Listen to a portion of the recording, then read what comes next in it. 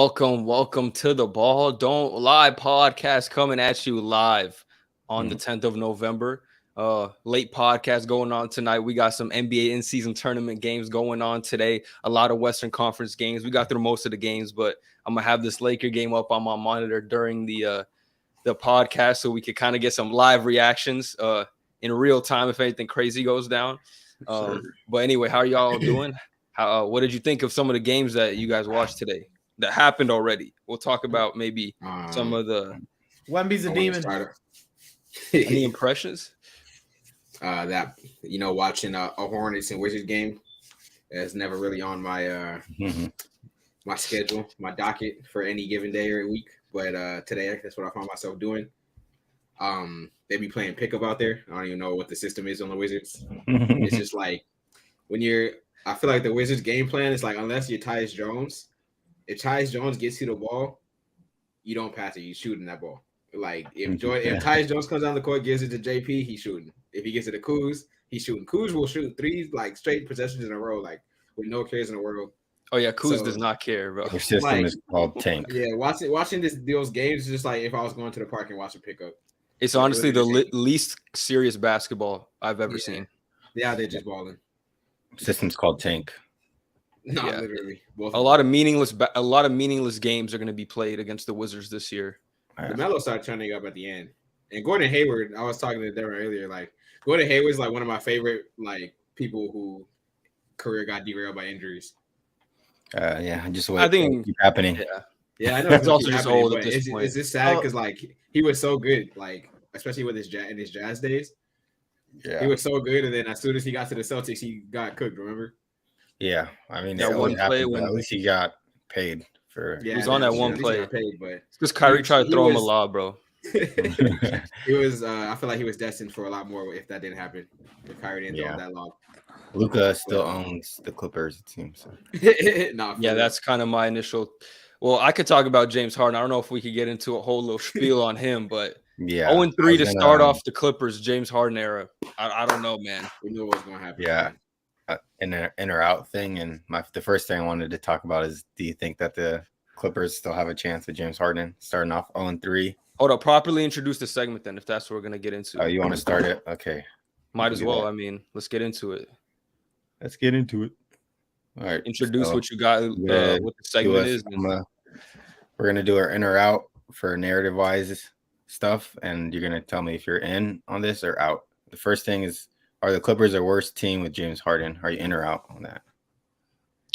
I'm gonna be out on that, but I do think that they're still not I don't think, like I said when the trade went down, I don't think it changes anything for them.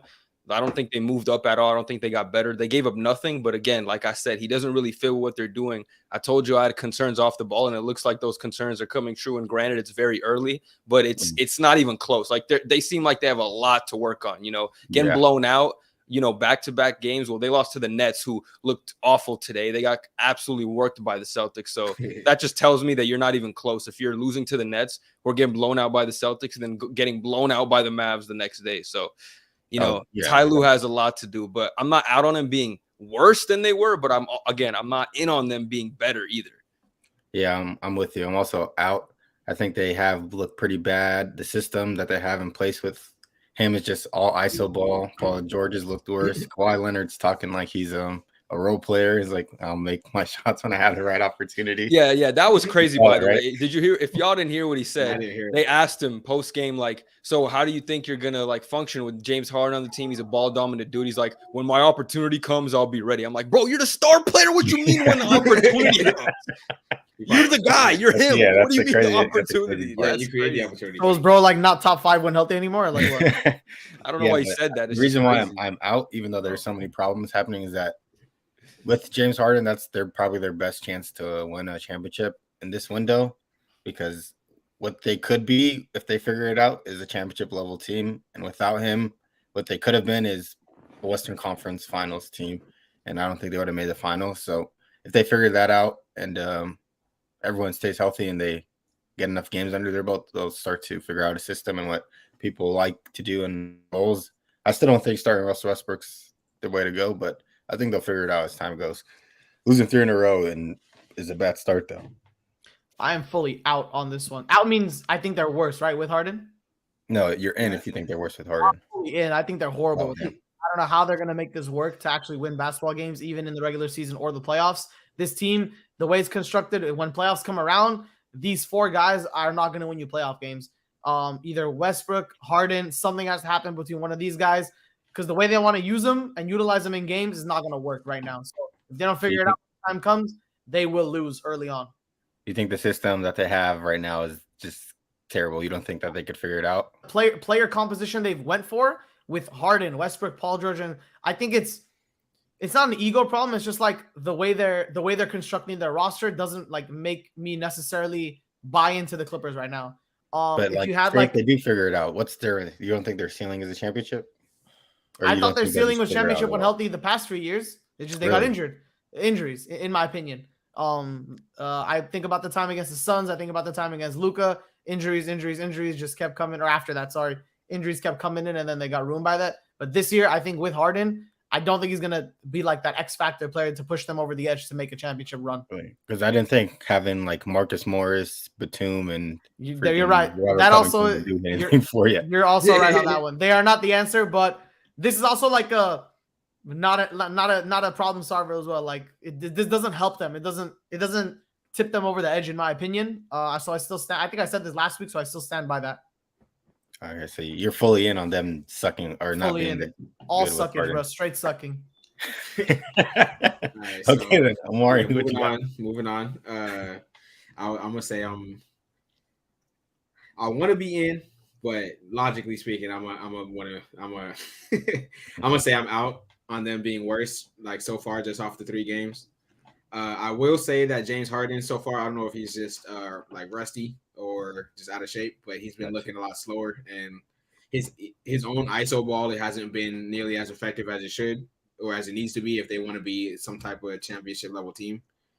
I also think that in terms of a championship, like, and them actually making a game plan that like gels, they would definitely have to have Westbrook as like just like an old school type of point guard, and trying to distribute between the rest of them, because the rest of them are just, at the end of the day, the wings. They all 3 of them do relatively similar things, except Harden can pass more than the other 2 can.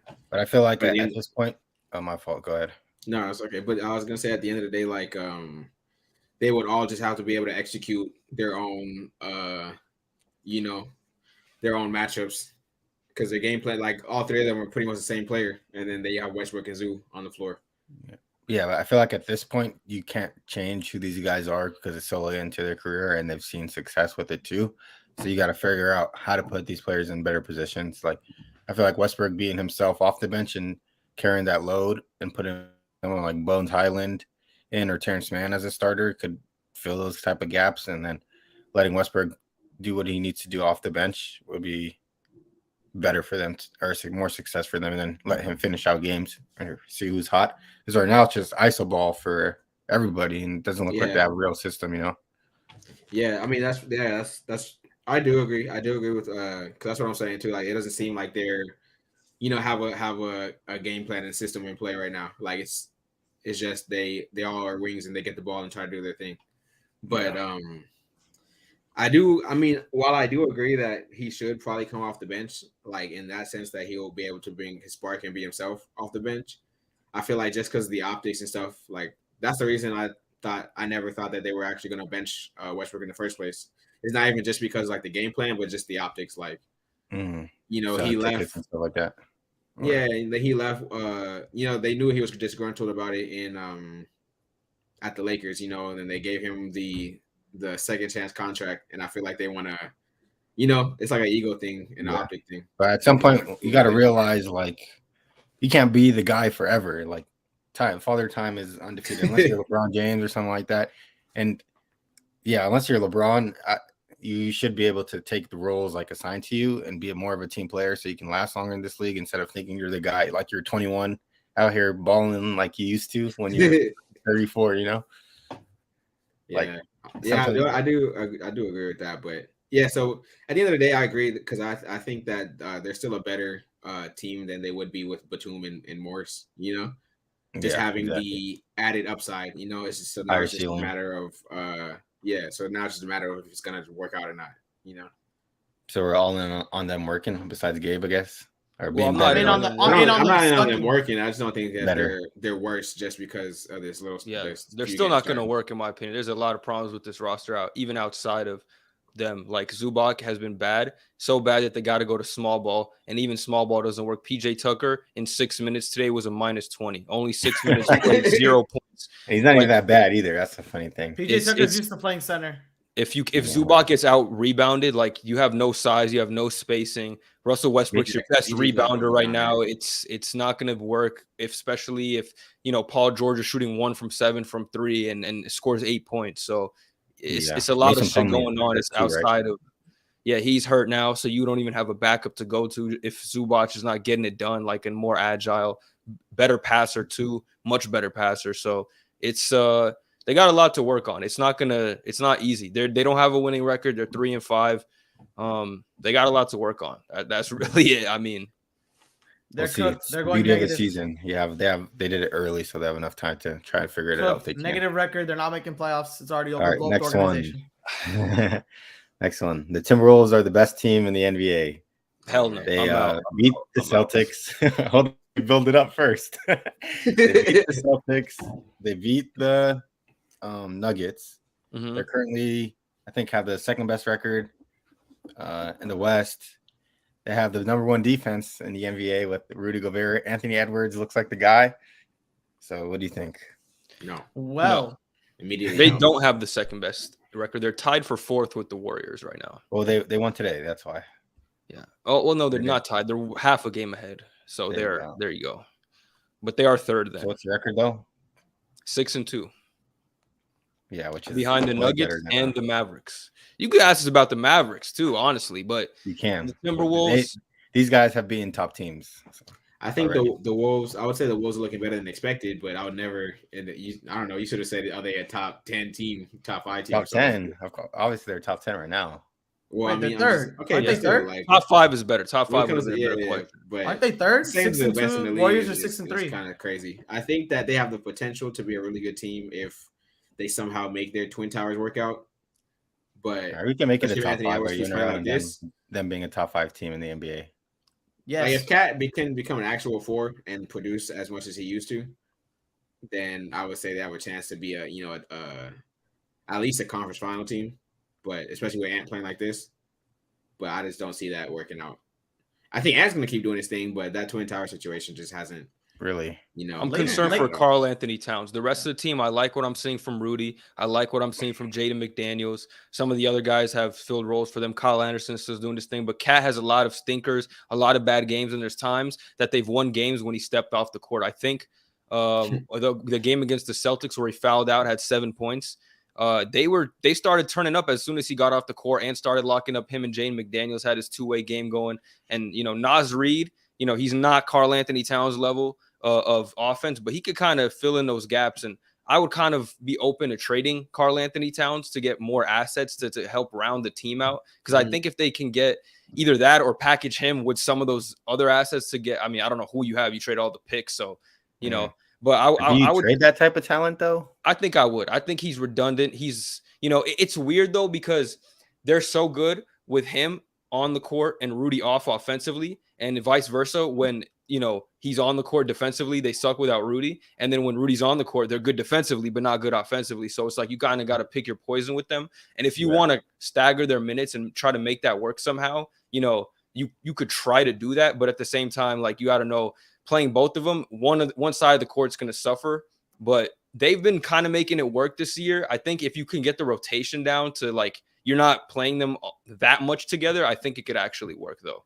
If you do trade them though, like I don't think they need role players like that who would be like a pretty good fit. Probably just like a stretch forward job.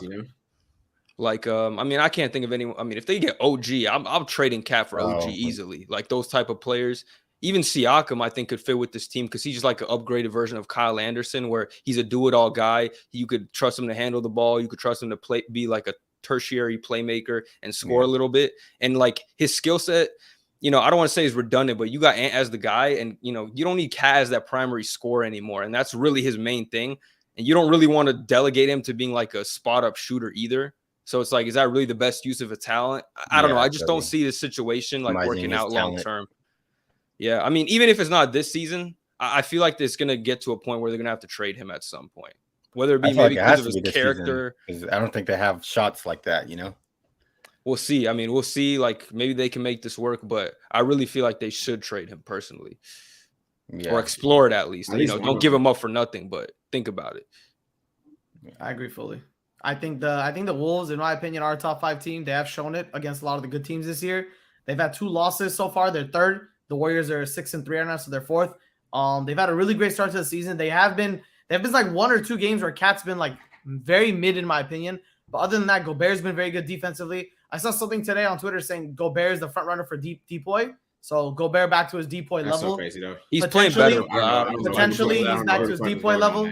I'm just saying, these are all just things. Cat is also looking very informed. Jaden McDaniels, Best said earlier, 2-way. He's showing very, very, very good skill offensively as well this year. I don't know, like if you guys caught the Celtics game, Jaden McDaniels, I swear to God, if you blinked, he was doing some shit you didn't see before. I swear. Like, dude, he was in tween hezzy shots, bro. It was kind of crazy, and he was locking the Tatum defensively. So he's like that, bro. He's been couple like that with Edwards is a good defender too. Exactly, man. Dude. Anthony Edwards is pressing Jason Tatum with 5 fouls in overtime, pressing him like legit. So I mean, he's got the mentality for it. I mean, if they're not gonna be able to transform Cat to what he needs to be, I do think Cat should be traded away, in my opinion, as well, as you guys are saying, because I think this team could function with Gobert at the solid 5 defensively. I would value defense, in my opinion, because they already have 2 very good guard defenders. They have good wing defenders. If you have Gobert as another center defender, and I think defense is not way more, but I think defense is arguably more important than offense, in my opinion. So I would look to trade Cat for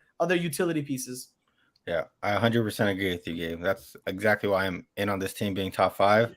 Before, I didn't see their identity, and they're just out there playing basketball. They're top 5, but now, the only reason why they win games is off of their defense and letting their talent do what they do offensively. Their defense is a priority. I think if they want to win this year and create an identity, it's through their defense. Rudy Gobert, like you said, is playing at a Depoy level.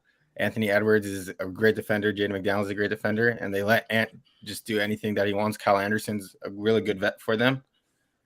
So I think defense is the biggest reason as to why they're winning games. And I also agree with what you and Beth said about maybe trading Cat, because if you can't utilize him correctly, there's no point in keeping him on the team. Try to get asked and be better. And you don't want him to be a spot up shooter because he's obviously way more. And he's also an all-star caliber center. He's still a top 5 center, I think we agreed on coming into the season. I can say top 5 is like skill wise. Still top 10 is still like normal production. I would say yeah, but this year definitely not. Mm-hmm. But I mean, you can still trade him as a top 10 center talent, I'd say, and get. Yeah, you could. In my opinion, easily get Cat. He's still number 1 overall pick. And he's still young. But you're not getting a superstar probably back for him. I don't think anyone's giving you a player that's better than you. Don't need a superstar though. I feel like you just, like you said, like a OG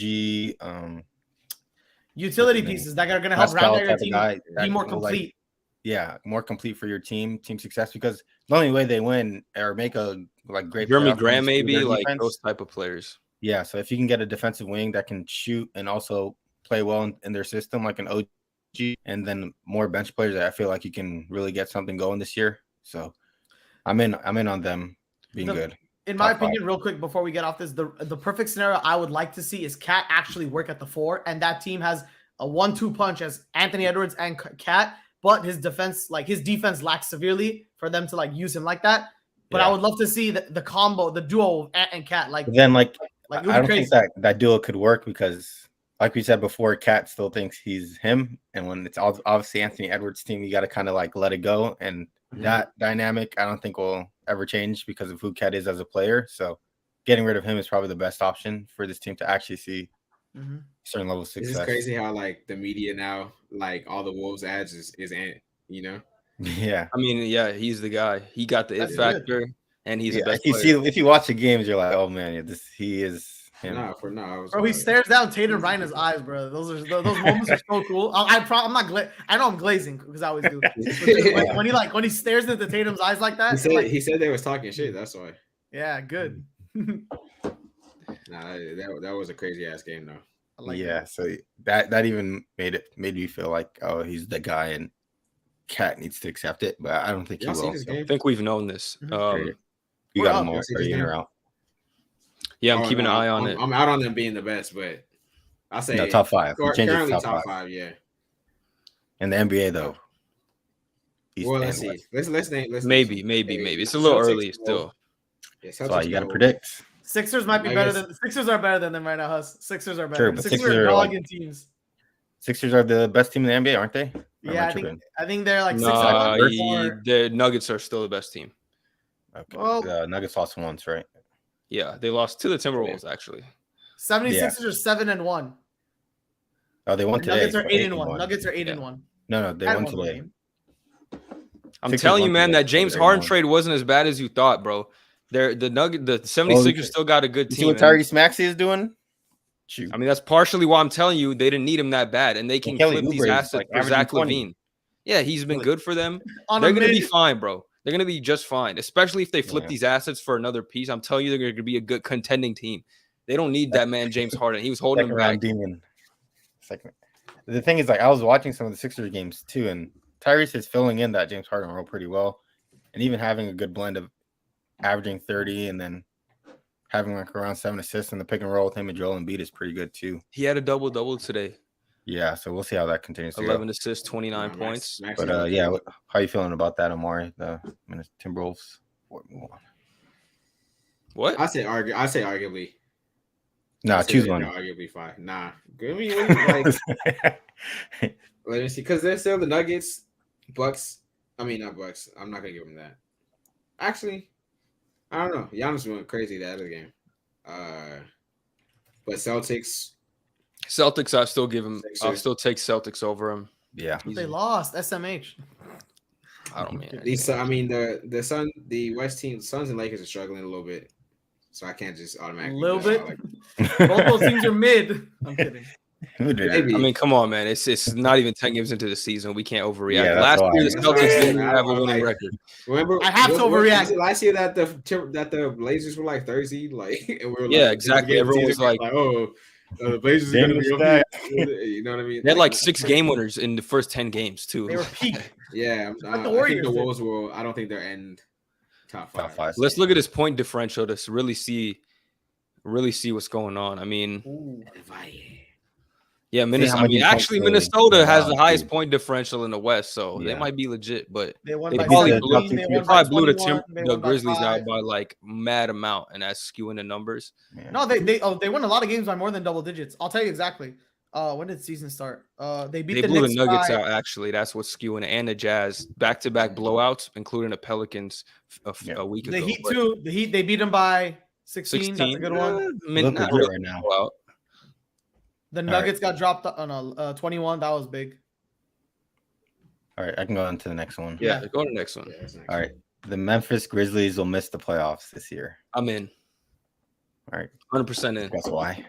Yeah, I mean, not having John Moran, not having Steven Adams, Brandon Clark. I mean, you already see it reflected in the record. They're having a hard time even beating the bottom tier teams. More, just wait till they go up against some of the top tier teams. It's just going to be difficult. Like, they've been kind of close in some of these games. So, I'm not completely out on them, but they're going to be in such a big hole when John Morant comes back. I don't know if it's going to be enough because, like we said when we talked about the Memphis Grizzlies at the beginning of the year, they're not going to win every game with Ja even then. Like, they're still going to lose some games with him just because of the team roster construction. And the roster's not deep enough this year.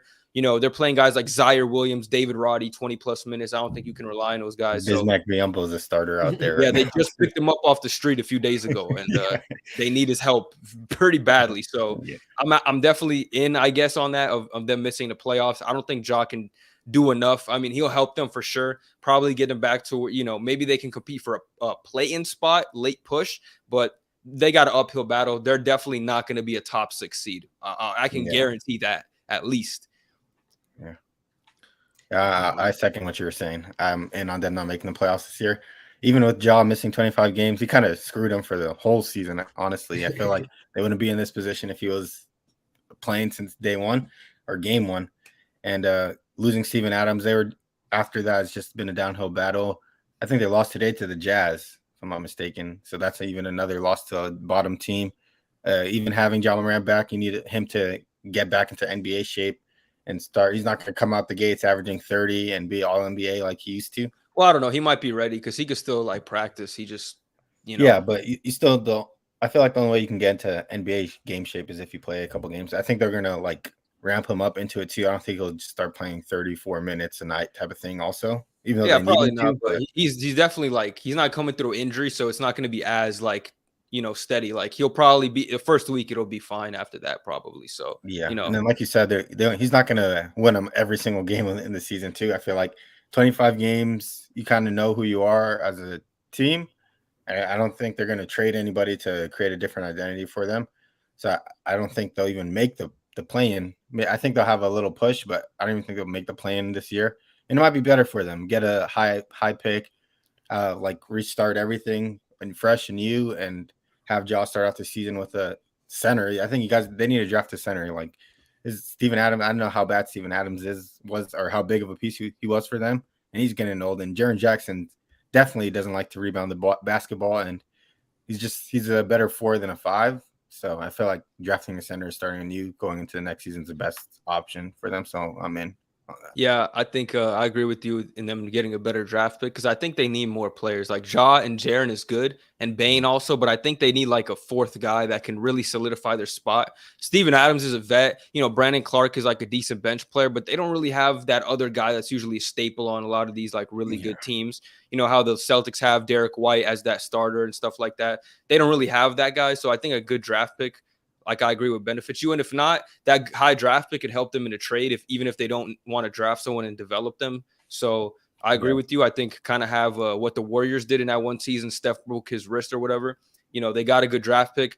They didn't trade the pick and ended up with Wiseman, but the idea was there to like tank for 1 year, get some assets, get some young players. Some of them are still there helping you guys like Kuminga. So, that idea could really work for the Grizzlies. Yeah. And Wiseman turned out to be probably the worst second pick in history of the NBA. So. Well, we got to comb through that. We got to see, who else. There's a lot of busts in the NBA. And on business. All right, what do you guys think? Are you in or out? I think at this point, I'm in. I think they definitely had a chance, been based off of what they did last year without Ja. Like, I know, we expected them to be at least a little better than this, but just based off how bad this start has been so far, they're definitely digging their own grave the more they lose without Ja. So I don't think that they're really going to be able to overcome the deficit that they're about to have. Because if they're already this bad, they're not going to win every game going forward. And they're like Beth said before, they're losing to mediocre, not even mediocre, like they're losing to bad teams. So it's just like, once the West is so stacked this year that I highly doubt that even with Ja back, they'll, be able to have such a good record that they'll make the playoff. Do you agree with me though? Like if Ja started the season out, he'd be way better. They'd be way better. Yeah, of course. Be like I think contention. Obviously, they've been a top 3 seed. They've been like a top 4 seed like in the past 3 years. Yeah, even without Steven and Brandon Clark, they were decent. They were still good. Like at least definitely have more than one win. I'll tell you that much. Yeah, if they just had Ja and no Steven Adams, no Brandon Clark, they would definitely still be like at least mid to the West right now. Like probably like 6th. But you'll see this overturned challenge. Oh, so I'm sorry. I'm so sorry. What I was saying was I do think they are going to be a playoff team, even with the Ja coming back. They're going to be at a really big deficit. But once Ja comes back, this team is going to be very locked in and start winning games again. I do think Ja Morant is like that much of an impactful winning player, in my opinion, that when he comes back, he'll definitely make some changes. I don't expect this team to go like 1-24, but this is ridiculous. I expect them to end like 7 or 8 and whatever it is. And then the West is so stacked that Ja's going to help. Ja Morant is going to help him get back to playoff form. So you think they're going to make the playoffs still? Correct, I do. Really interesting. I'm just choosing everything that everyone else is not. What do you mean? That's a genuine opinion. I think Ja Morant is that guy. All right. talking about teams that are doing good this year. Next The one Lakers is because they Houston just Rockets. won. Did they win? Hey, they won? No way. Hold on. Yo, that Yeah, that challenge is so stupid. You should have taken the dunk, Grayson Allen. Yeah. Oh, Wait, well. best game's over. I can turn it off. K to Yeah. base D. Well, pretty much, yeah. They Yeah. won. It was All right, over. All right. Then Full let's screen. say Big the win. Houston Rockets are a legit playoff contender this year, and they've won. Oh 5 yeah, I've been straight. saying. Sorry. Okay. Repeat that. Oh, let him You can go. start Let him game. go, bro. Let him go. You can start I can game. go. Yeah. First of all, Are- fuck the are you Rockets in because or they out, beat us though? the other day. Oh, I'm like very 50-50 because I do think they'll be a playoff team. No, I said this before. They'll be a play-in spot, but they'll win. Let me tell you why. They're It's a literally playoff team. That's Yeah. correct. Yeah, nowadays it's a playoff team. That's right. The logic, that's So- a playoff team. If they win the play-in, they'll make the play. True. Exactly. True. You're right. So right now, as it stands, the Rockets are 5-3 in the Western Conference. Just let that sink in, bro. Nobody thought this team was gonna have a positive record so far in the first 3 weeks of basketball. They've beaten teams like the Lakers. They just beat. Sorry, I have it up here. What's it called? They're on a 5-game win streak. They beat the teams the Pelicans, the Lakers, the Kings again, and the Hornets. This is very good, seeing as to why everyone thought they made bad offseason moves in signing Dylan Brooks, getting Fred VanVleet on their team, but their team is looking really, really good with Alperen Sengun. Jalen Green has been balling out, even though I don't like him that much either. He's been balling out as well, especially against the Lakers. Like 3 quarters, he had 30 points. That's so retarded. But I digress. This team looks very good defensively, and it has some very good. Yeah, I'm talking way too fast. I'm too excited. And they're also surprisingly. Yeah, the Glaze, I know. They're also surprisingly good on offense as well, which is surprising to see. So I'm excited for them to make the playoffs if they keep doing this. I'm out. I think they started off hot, which is good for them. A lot of their players have surprised me. Not surprised me, but Şengün kind of, I was, hesitant to see how he would have usage with all the players they signed, all the young guys they got. But Ime Udoka is really doing a good job of running their offense through him. And that's what I had questions about. I didn't know if he would do that considering all the ball dominant guards they have. But they're really still using Şengün as a primary guy, kind of just playing off of him, giving him the ball, letting Jalen Green, Fred VanVleet play off of him. And Fred VanVleet, he still chucks up a lot of shots, but there's times where he kind of falls back and becomes more of a playmaker, which is good to see for them. So they've surprised me a little bit with how they played, but I still, I'm still out on them being a playoff team. I think they could make a play-in push, but I just don't see them beating some of these other teams. Still the lack of experience on the roster concerns me, but it's a good flashes for them. This is what we wanted to see. We want to see them be competitive, and that's what they're doing right now. I just don't think it's sustainable. I am also in agreement with Bez. I'm out on them being a playoff team. I think the West is still too stacked. I feel like they got the right veterans that they needed. Like Fred VanVleet is good for them. Dylan Brooks, but I just don't see him sustaining it. And the 5 teams that they beat are mid. So I don't think that they played like top tier teams. Like if they played the Nuggets, Celtics, The Lakers, teams like that. But yeah, so I think that they're still learning, and I feel like they'll be better for sure because of the pieces that they picked up and the coaching that they have. But in terms of sustaining this long term, I don't see it happening because other teams are also starting off pretty slow, and I think those teams. And I feel like the Rockets will start to die down when those teams pick it up. So You don't think the Kings are like? You think the Kings are bad? You think the Kings are mid? yeah, I mean no De'Aaron Fox. So Okay. yep. I'm have to agree with Hassan and Bez. I think that this is just, like we said earlier, we seen the Timberwolves start off crazy last year. Like everything falls into place to where it should be eventually. And I think that they're the same way the Timberwolves ended up damn near last. I don't think the Pacers. I don't think the Rockets would be that bad. Like they definitely have shown a lot of signs, but just in their best interest would be to still tank a bit. Like they're not. This is not the time to make a playoff push. Like think Hey, so? who, I feel who like are we to tell them not to make a can. push, huh? Who are we to tell them not to take a push, huh? What if they think they I like feel that? if they can't, like what's stopping them? Yeah. Besides What if talent, of course. I mean, they're insane definitely going to try. underdog? They're not going to purposely tank. Like that's for there's sure. no reason for them to go and get another draft pick. Like you don't want to keep getting. They already other have enough pieces. young players. Like Yeah. they're good. They just Yeah, got to that's get true. better. Yeah, Jabari Smith Jr. I guess they should try to win, but even if they do try to win, I don't see them. Like if they're trying their best, I think Winning. they'll get to like 11th, 12th. Yeah, I agree with that too. Crazy. Shoot, they're winning 5 straight games. You never know. Hey man, Hey, 5 straight is kind of crazy. If they make the play in, they'll impress me. All right, bet. I'll be impressed. I'll take that as a W when it happens. I'm already impressed, to be honest, but Same here. 5 wins. What? yeah, I mean, they look better than I thought, so good for them. Yeah. Plus, Thompson's not even playing, right? I mean, he's not changing shit for them. I'll be real with you, bro. Yeah, Well, defensive pretty impact. good. Yeah, his brother's really good. Yeah. I mean, yeah, he's still young. Like, he's not changing anything, really. Be real. Yeah. That guy's like doing everything else but scoring efficiently. Like he's really like literally every other thing you could think of, he's doing it. Asir Thompson. Right. Like him. I was waiting for the game to end because I have a Lakers one since we have to talk about them. I'm out Now you because got- they just won. So now you gotta change. Now you gotta change your take. Yeah, Hassan, you gotta later change on. it. We just won. We just beat the Yeah. Suns again. Yeah, twice. And they had Beal. That's why he's the go. If you're out, then let me say what it is first. The Los Angeles Lakers are not a championship contending team, or in or out. Well, I might still be in on that. I thought you were gonna say some ridiculous shit. No. No, I might be in on that. I don't want to say like for sure, but there's definitely some concerns. A lot of it has to do with rotations and coaching.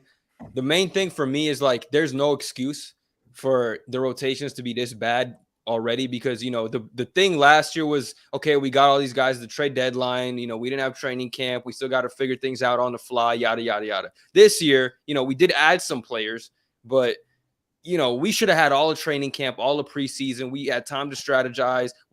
We're almost 10 games in. Like, these rotations shouldn't be this fluctuate through games, and if they are, there has to be a reason for it, not just like, oh, we got to change some shit up.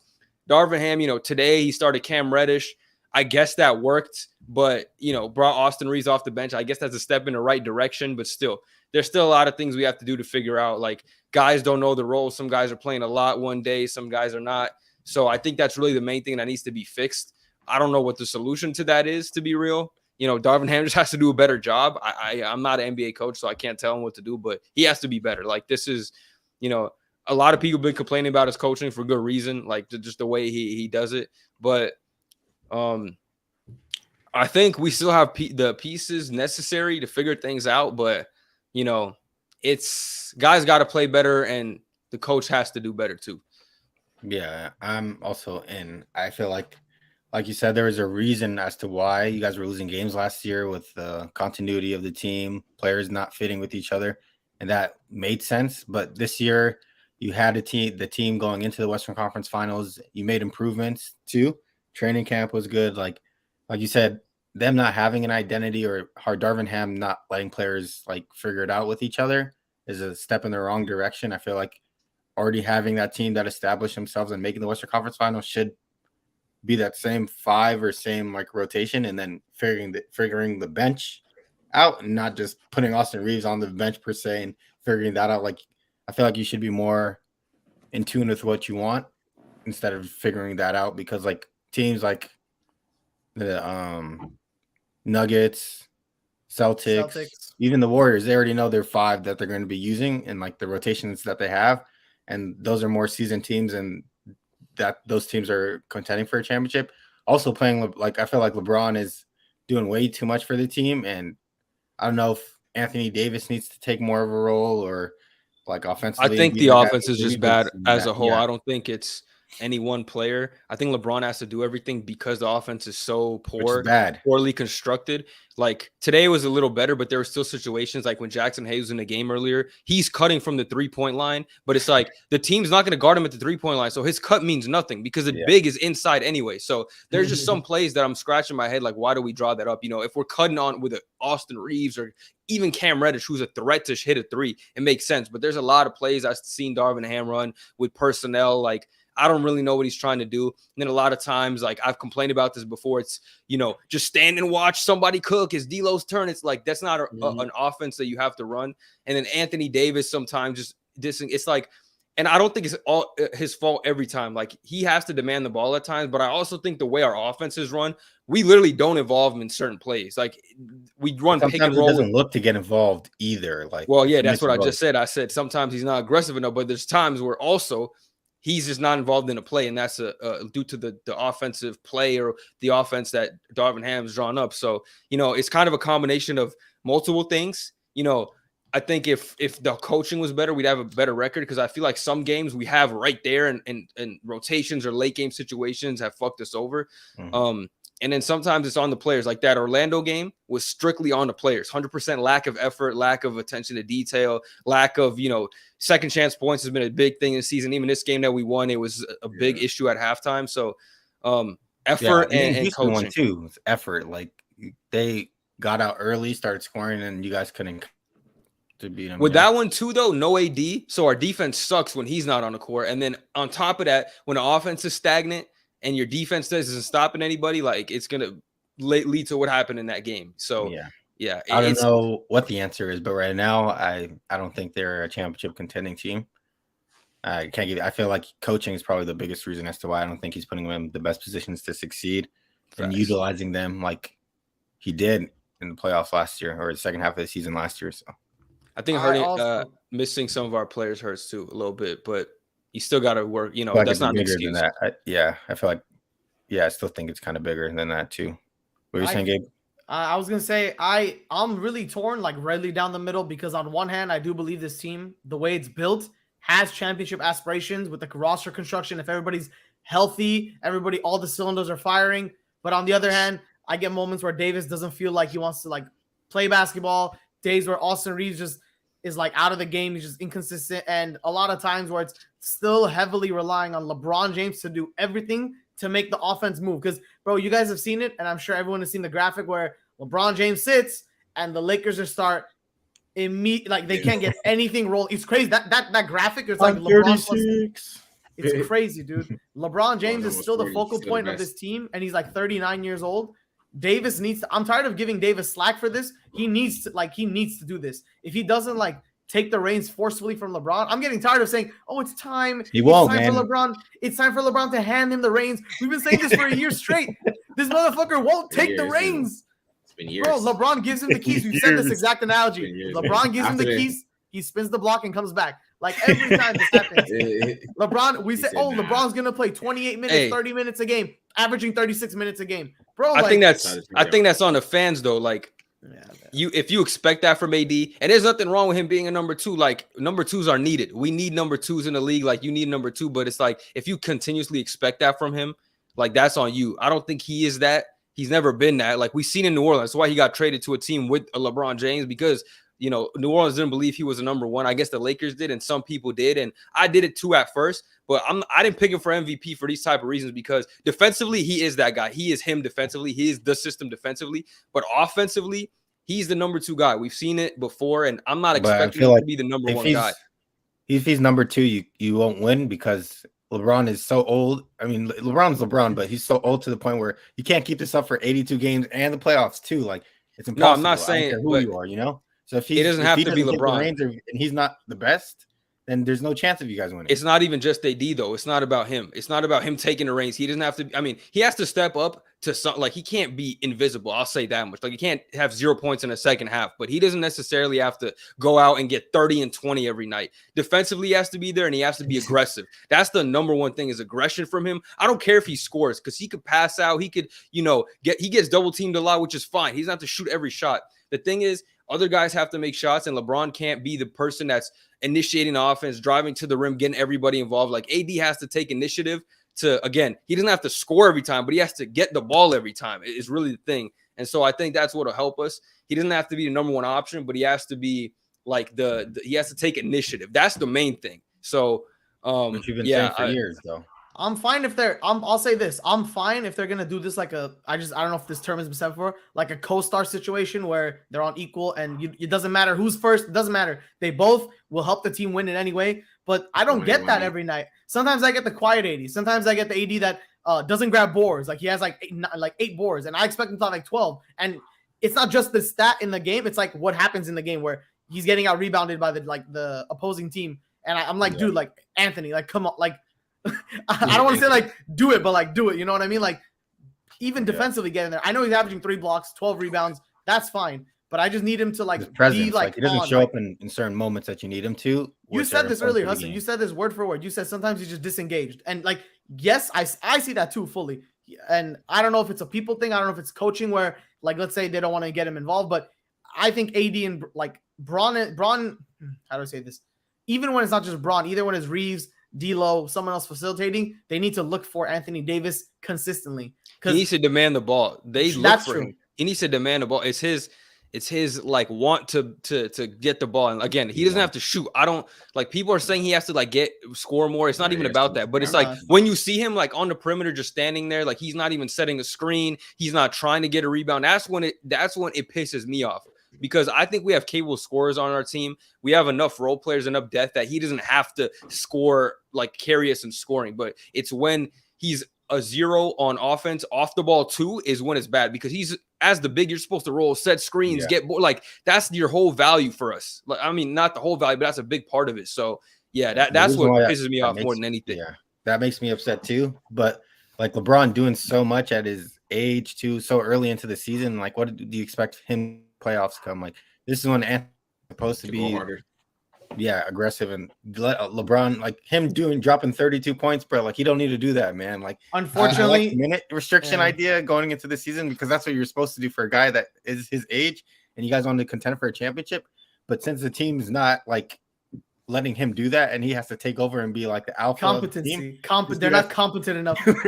They just don't want to take over. Like, yeah, they're not confident enough to take over. And LeBron's like, okay, let me be LeBron James and take over. And he shouldn't crazy be how because the offense doesn't put when LeBron's off the court. Darvin Ham has not implemented an offense that can do well without LeBron. Like the offense still relies too much on LeBron, and I don't think that's a roster problem. Well, it is partially a roster problem, but a big part of it is coaching problem because I've seen coaches do more with less. Dude in OKC, Mark D, he's been doing more with less for years. So, like, I know that it's possible. I know Will Hardy with the Jazz last year was in a playoff contention damn near until the last game of the season. So, I've seen coaches with less talent put players in a position to succeed. And this year, we're as talented as ever. So, we have depth. And I know guys are injured, whatever. But, again, it's not an excuse because we still have players that could play.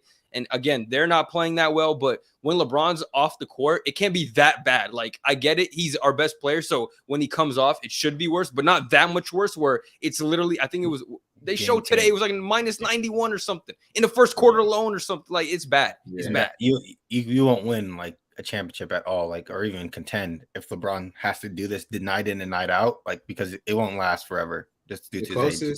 The closest we got, like, to them being 1A, 1B was 2020. Like, yeah, and you won a championship, a bubble it's one. Like the thing about what I was thinking about when Bez was talking about how he is out on the perimeter. Like, it's frustrating that we haven't ever gone back to that type of formula.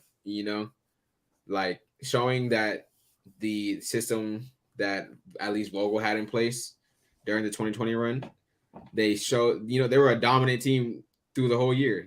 Granted they had Rondo, granted they had like some pieces that made the offenses run better, but right now you got your wings, you got shooters, you have D'Lo.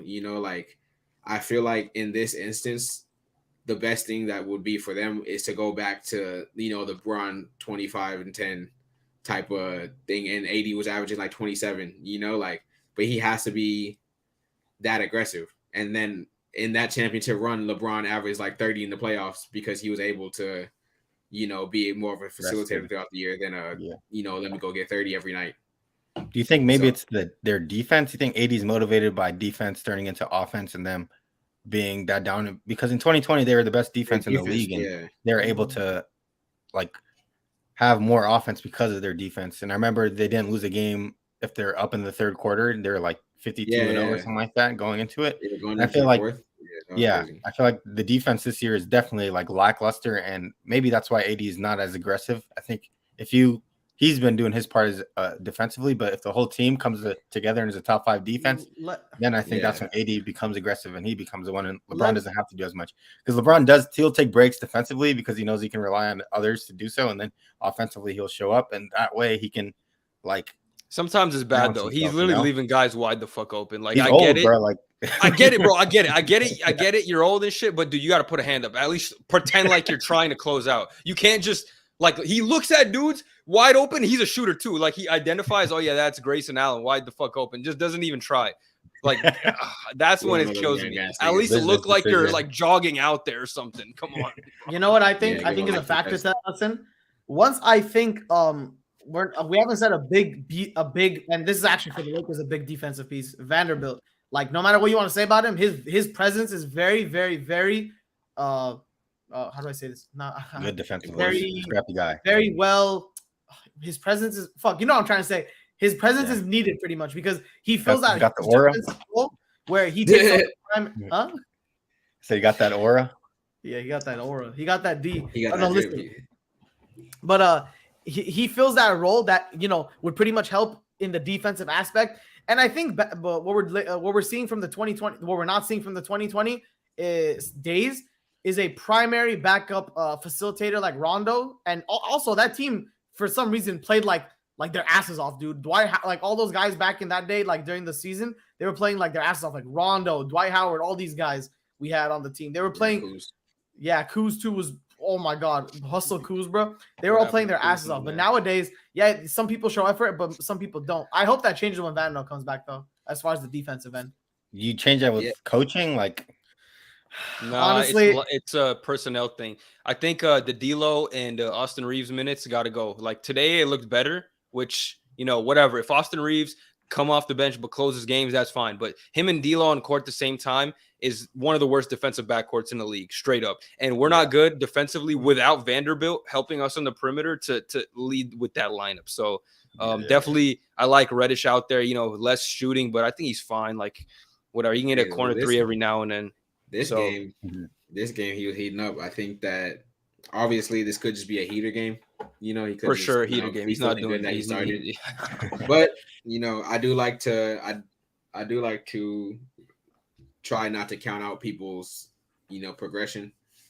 I don't want to say this is going to continue, like for sure. But it's me counting Cam Reddish out.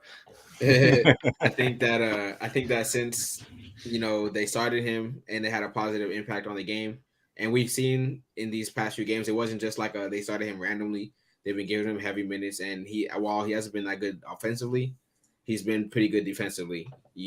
So I think that if starting him gives him the confidence to do well on both sides of the ball instead of just playing well defensively. And then they ran that he got 3 corner threes. They're running plays for him on purpose to try to like get him open. And so, he ended up they ran plays for him and he ended up hitting his shots like he's supposed to. So I feel like that's a problem. If I'm not gonna say he's gonna hit 3 threes in the fourth every night, but if he can hit 2 of those a game and still be a positive defensively and not, make dumb decisions to turn the ball over and stuff, then I think it'll be a good addition to the starting lineup to have him. You never said if you're in or out, Omari. Oh, on the Lakers? Being a championship contending team. I'm going to go against the grain. I'm going to say I'm out simply because I think it is an early season. We did, last season, we didn't start off the greatest. We are missing. Why, though? This time we don't know why as much, I mean, we have an understanding, but I do think that it is a major coaching problem when it comes to rotations and it comes to like having an actual system in place. I do, LeBron's LeBron, and when it comes to capability, he's capable of doing this every night. But it's just if his body holds up. You act like he's a god or something, bro. He's a human, man. Nah, he's capable. I mean, he's capable of doing it, but it's like at what cost? Like he will be tired by the end of the year. He doesn't have to do this every night. That's the problem, bro. Like the coach is not putting the rest of the players in a position to succeed. And I'm not saying it's all him again, but like, bro, it's just a lot of things I see on the court that it's like we have enough of a sample size with a lot of these guys to know who's good at what and like what players excel at, what their strengths and weaknesses are. And yeah, I feel like Darvin Ham sometimes thinks like, oh, I can change him. I can make Christian Wood into a good defender. Like, dude, I mean, that's a bad example, but you get what I'm saying. Like, I understand. Like, Austin Reeves, like go guard KD. Like, dude, like he's not that. He's just not going to be that. It's not even, I get you want to try and like develop him, but you already know what these players are. Like, we're a contending team. This is not a situation where you try dudes out. Like, again, you don't want to shatter their confidence, which is good. I want to keep Cam Reddish like in the game. I don't want to yank him and stuff, but drawing a plays for him is where that's where it's too far. You still want him to shoot those shots and be confident. And if he's open, take them. But, making a concerted effort to give him a ton of open looks is where it's like a little too much for me. But dude, 1 foot out the league. Now you're drawing them plays. Like, come on, man. Yeah, man, he hit 30 them hoes. So yeah, what happened? I need him to hit 4. Literally drew up I a need him game to hit 4 a game. Cam Reddish, bro. Like, that's insane to me. He needs to hit 4 threes a game. I don't care. So they drew a game winner for Cam Reddish. Darvin Ham, like the pass to the corner. Well, Darvin Ham's a retarded ass human being, Hassan. You know. All right, man, relax, bro, relax. Developmentally disabled. What's your next game? Insane. I wish we kept Schroeder. That was it for mine. Unless you guys have any more in or outs you want to discuss. Let me see. I was looking at a team. Give me a sec. I have some would you rather's after. All right. What is my? Do you want to say is the Sixers the best team in the East? No. Here I got to in or out. Are you in or out on the Pacers being a top 3 team in the East? Out. Explain. Right now or just in like at the end of the season? Would you say? Right now, right? We're talking about right now. How about we do top 4 and at the end of the year? We'll do top 4 at the end of the year. I feel like that's better than top 3 right now. I'm gonna be out on that. Just taking the best. Who's the 4th best team? Because we got the Bucks, we got the 76ers, and we got the Celtics. So who are the Pacers not better than? Because personally, I've watched a lot of Pacers basketball. And I've seen a lot of things I like from him. They play super fast paced. Tyrese Halliburton is evolving to the type of player where he's basically a system. But you revolve the offense around him. I don't want to say he's like a Jokic but he's the hub basically. When he handles the ball, he makes smart decisions. He gets everybody involved. The team is just better with him on the court every second. So I've liked what I've seen from him defensively. Miles Turner holding it down. He's playing super good this year. Their team is just flowing and they got a lot of good pieces. So I think I'm in on them. I'm really liking what I'm seeing. I think they are the 4th best team in the Eastern Conference. And I think that'll really show at the end of the year. Everyone else, there's been a lot of question marks. The Knicks, we could talk about Tourde Randall, the Hawks, they've shown some flashes, but I still don't know about Trae Young personally. So I think the Pacers will be 4 for me, honestly. I'm gonna go next, Hassan. I'm also gonna follow Bez. I easily think they're a top 4 seed in the East. Wow. Let me give you some stats real quick in the Eastern Conference. Teams on who they beat and how much they beat. Obviously, they beat the Bucks most recently by 2. So if that's any indication to go off of them beating a top seeded team in the East, that's 1. 2, their record is 6-3. That's very, very good in the East. The only 2 teams better than them are the Celtics and the Sixers. And they're playing near perfect basketball. Let me tell you some team stats. Their points per game is first at 126. Their field goal percentage is 50%, second in the league. They have a 39% 3-point percentage. This team is firing on all cylinders. Like they're playing immaculate basketball, followed by Tyrese Halliburton playing again another season. He's gonna look like an all-star caliber player once again and lead this Pacers team to a playoff team. So I'm very, very much in on the Pacers being a top 3. I'll say top 3, not 4. I'll put them at 4 because the Bucks are a little iffy to me, but I do definitely see them as a top 4 seed in the East right now. Well, sadly, I have to disagree with you guys. I'm out on the Indiana Pacers being number 4.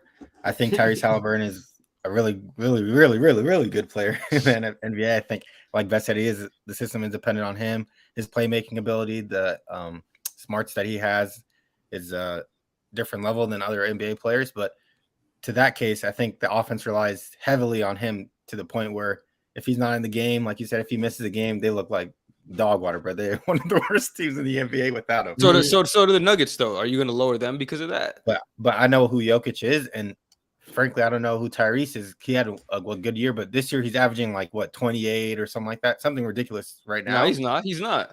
I think he's averaging a high amount of points. Like 23 or something? I can tell you 11, exactly. 23.6 and 11.6.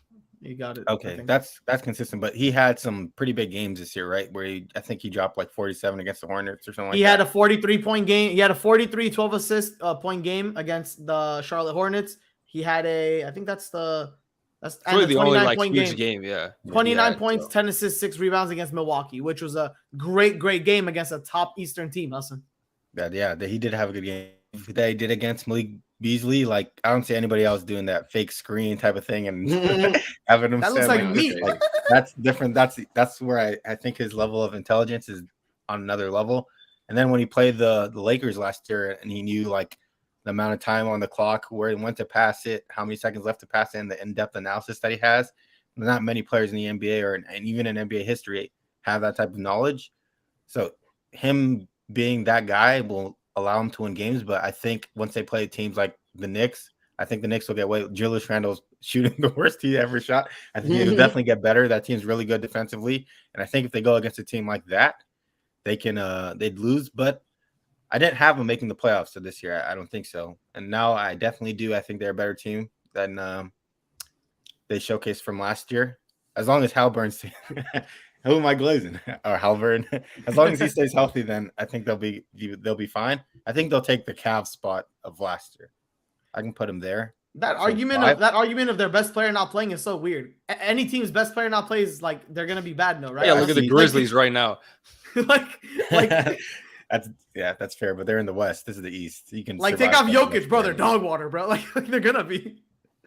Yeah, but it's because I think he'll continue to average what he's averaging, but I feel like he's not at the same level of those type of guys like Jokic, Luka, the way that they're centered. Yeah, I mean he's not there, but he's exactly. So like, do I see this lasting long term? And it's not like they're miles ahead of other teams too. Like the Knicks are 2 games behind. Like, is he the best point guard in the East?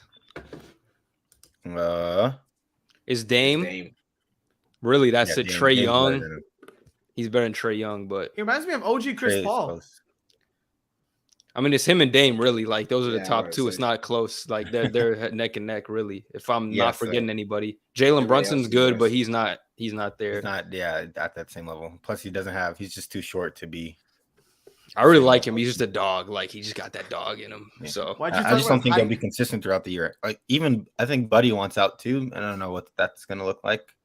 But I think he'll chill, bro. He's chilling. He's chilling. He wants the contract. He's not chilling. I think he wants out for money reasons, not because of team comp or anything like that. Maybe. That Matherin is good too. He's started to get active. Hey, Jalen Smith looks good this year, bro. Jalen Smith actually looks like he could be a backup center.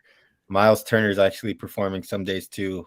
I'm telling you, he's like that. He's career high in rebounds this year, bro. I'm telling you, like he's gonna do what he needs to do for them. He's doing the dirty work this year. 10 games. I can't see them holding this out for all 82. That's why I'm out on them. The consistency level of them. I think they will. I think they're focused. They got a mission. The signings they made this offseason are great. Bruce Brown, like he's not scoring well, but he's doing the little things, and they really need that type of guy like that. Exactly. Yeah. Do you think Maxi's better or worse than Tyrese right now? No, Halliburton is better. Would you rather? Because Tyrese is averaging. Maxi is averaging 26, 5, and 7.5 assists per game. It's close. 1 steal and 1 block. I'm taking Hallie. I think it's closer than you think. I'm still taking Hallie. I think playmaking puts him over. Yeah. The way that he sees the court is definitely different. Top 3 in the league. Maxi, I feel like reacts off of what he sees. And just like, oh, Joel Embiid's down there, he can pass. Yeah. Plus, Tyrese doesn't have a Joel Embiid too, so like it's kind of hard. Tyrese is Halliburton is the system. Like he's the guy there. Maxey is like plays off of Embiid. Joel, yeah. Damn man. And Halliburton has better field goal, 3-pointer, and free throw by a little bit in all categories. That's good too. Yeah, I'm not thinking about this really, to be honest. I like Maxey though. I love Maxey. He's MIP for me this year, but I think Tyrese is. I mean, he does a lot more for a good reason. Yeah. In my opinion, they're the same realm of caliber right now, as of right now.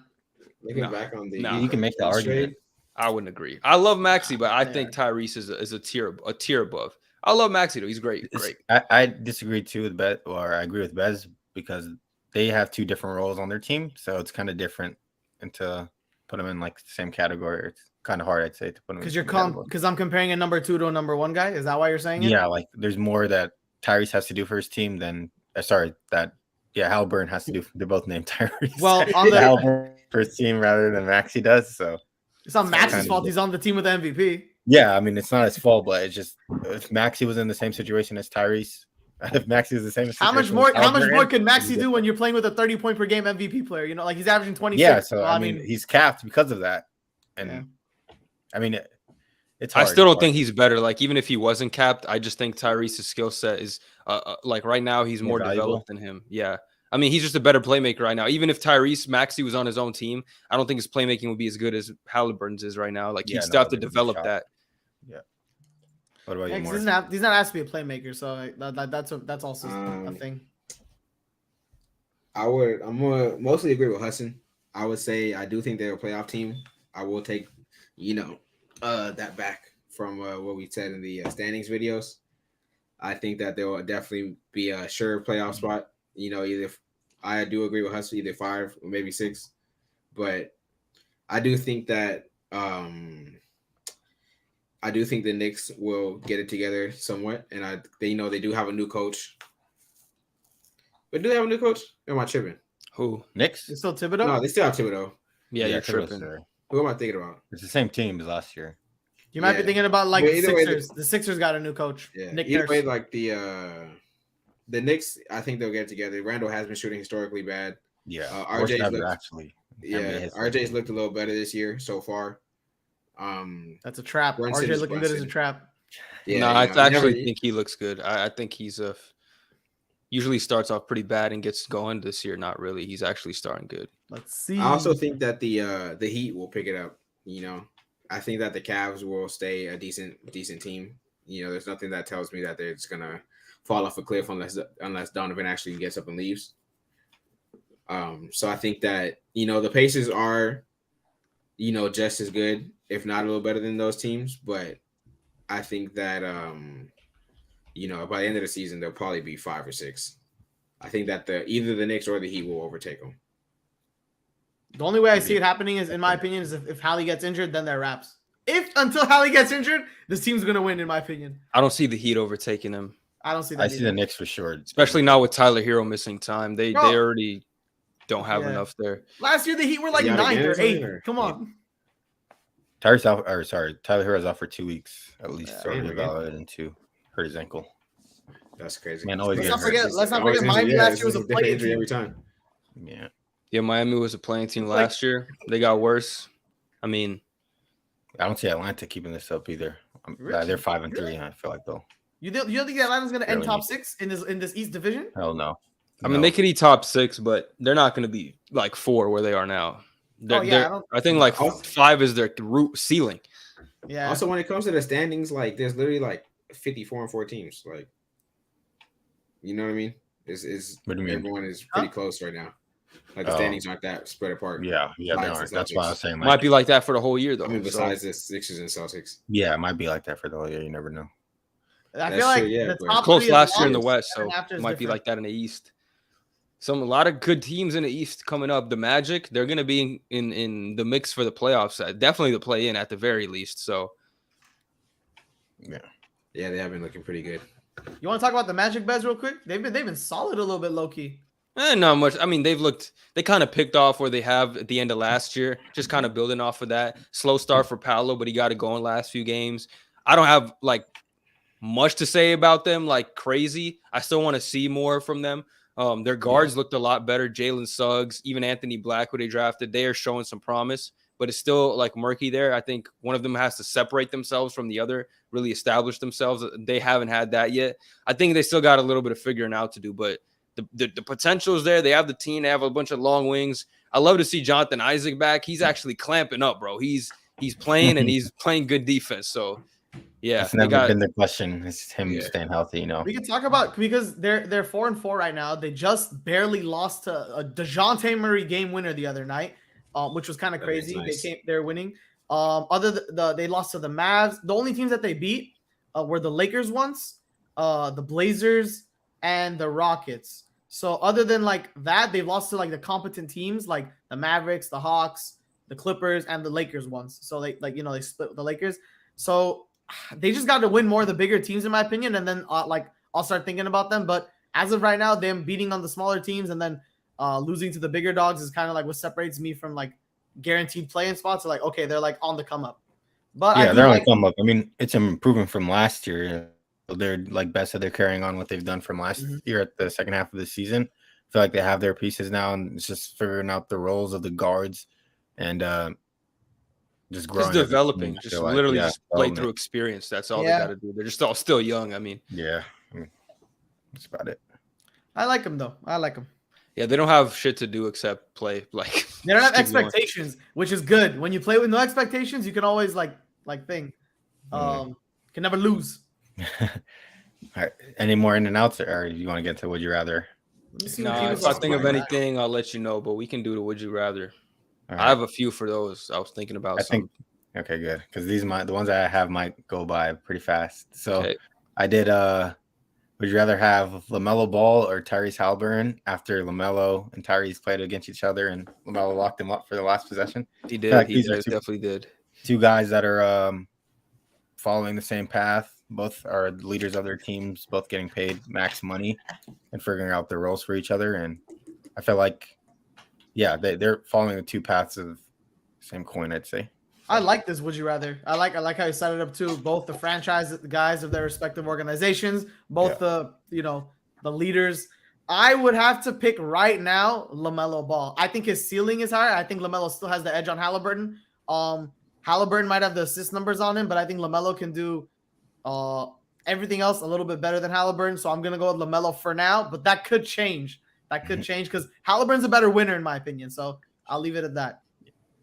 I'll go with Tyrese Halliburton. I think he's having an exceptional season right now. I like the way he plays the game of basketball more than LaMelo. LaMelo's more like of IG highlights type of guy. you can tell by the way that he plays. Highlights. Yeah, it's if you watch a full game, it's actually just like a highlight reel where he's trying to go tween, shoot off one leg. He's more flashy for sure. Yeah, ball is like the whole game is. Hallie got the no looks too. We know that, Bez. Hallie got the no looks. His no looks are like timely, correct no looks. Like timing's correct for it. Like everything's fundamentally correct with the way that he plays the game of basketball. And LaMelo is just having fun out there. I like both of their styles of play, but one obviously is more like NBA competent one is like street ball and like so both are fun. But if I'm trying to sell tickets, I'm gonna take LaMelo. But if I'm trying to win basketball games, I'm gonna take Tyrese. Exactly. So I feel like Tyrese is that edge over him, and that's why I'd probably choose Tyrese right now. And plus, they're winning games. The Hornets are losing to the freaking Wizards, man. First, granted, they don't have the same level of talent, but I think they do. Gordon Hayward's pretty good. Washington, Rozier's averaging 20. I mean, the Pacers are definitely better, but the Charlotte Hornets have talent for sure. Like they're not depleted of talent. They got good big men now. Mark Williams and Nick Richards are both pretty solid. So you got some lob threats. Mark Williams has been going crazy. Hey, bro, had a 2020 game today, so they definitely got talent on the team. There's multiple 20-point games too. It's not the first. Yeah, he had 27 the other day. Yeah. Ever since he went to Duke, bro, I've liked him. He's just been a big dude, hustle guy. Just he looks like he knows the game too. A lot of big men, like they have trouble like reading the game and it's kind of like uncoordinated. He's not one of them. He really is in position and stuff like that. So who are you choosing? Yeah, I would say, who you go? I would say I am let's see. Because I do agree with Gabe. I do think LaMelo's ceiling is higher, but if I'm gonna have to go off of like what I've seen. Because they've been in the league for a few years now. It's not like we're just, getting to know him. LaMelo's been injured a lot, granted. And his team, the Pacers were bottom of the barrel a few years ago. But right now, I would say their team has a little bit more talent. And so I think that right now I'll take Tyrese. But I do think, LaMelo has the potential to be a star scorer and his playmaking game, and he rebounds well. So he has the body to be a great defender too. Yeah, and honestly, when he tries, he is a pretty good defender when he tries. But it's all about defense. Like 80% effort. You know what I just remembered? I forgot to say this in my LaMelo part. When Tyrese Halliburton wasn't in the play-in, LaMelo was in the play-in. I'm just saying. That doesn't move me. If you get blown out by 50 in the play-in, you might as well have not made it. But he was in that position though. He got his wins. I think a lot will tell us this season if they both stay healthy. Like, there's no reason why the Hornets shouldn't be at least a playing team this year, right? Whose team do you think is better right now? Take out the point guards. Who has a better roster? The Pacers. You think the Pacers got a better roster, right? So theoretically, they should have a better record or significantly higher than the Hornets. They will. Right? I'll make that bet right now. Which I agree with too. Yeah, but I mean, like it's about the Hornets making the playoffs. They haven't made the playoffs since Rozier's been there. So since Gordon Hayward's been there signed. So yeah, I if mean, he can I think at least lead them to the playoffs. That's a win for him. Yeah, I mean, yeah, they got more work to do than the Pacers, but Tyrese is, I think, better. You said all the reasons pretty much. It's not even LaMelo's fault, man. He got a bunch of criminals over there. He's a criminal himself. You see that tape of him driving? Yeah, honestly, he should be definitely getting hit with some. Man, that's not nearly as bad. It's not nearly as bad as what the other dudes be doing. Yeah, that's fair. And my guy Tyrese drives the speed limit. Oh God, he's a good Civic. Good citizen. He drives out Zing with a Honda Civic going 40 miles per hour. This one, the next one I have is a funny one. I saw this on Twitter. Bol versus Wemby. No, Bam Adebayo or Anthony Davis. Adebayo, like he knows his role. He went to the finals twice. Without him, they wouldn't have made it to the finals. Anthony Davis lacks aggression, still trying to figure it out himself, but obviously a top level talent in the NBA.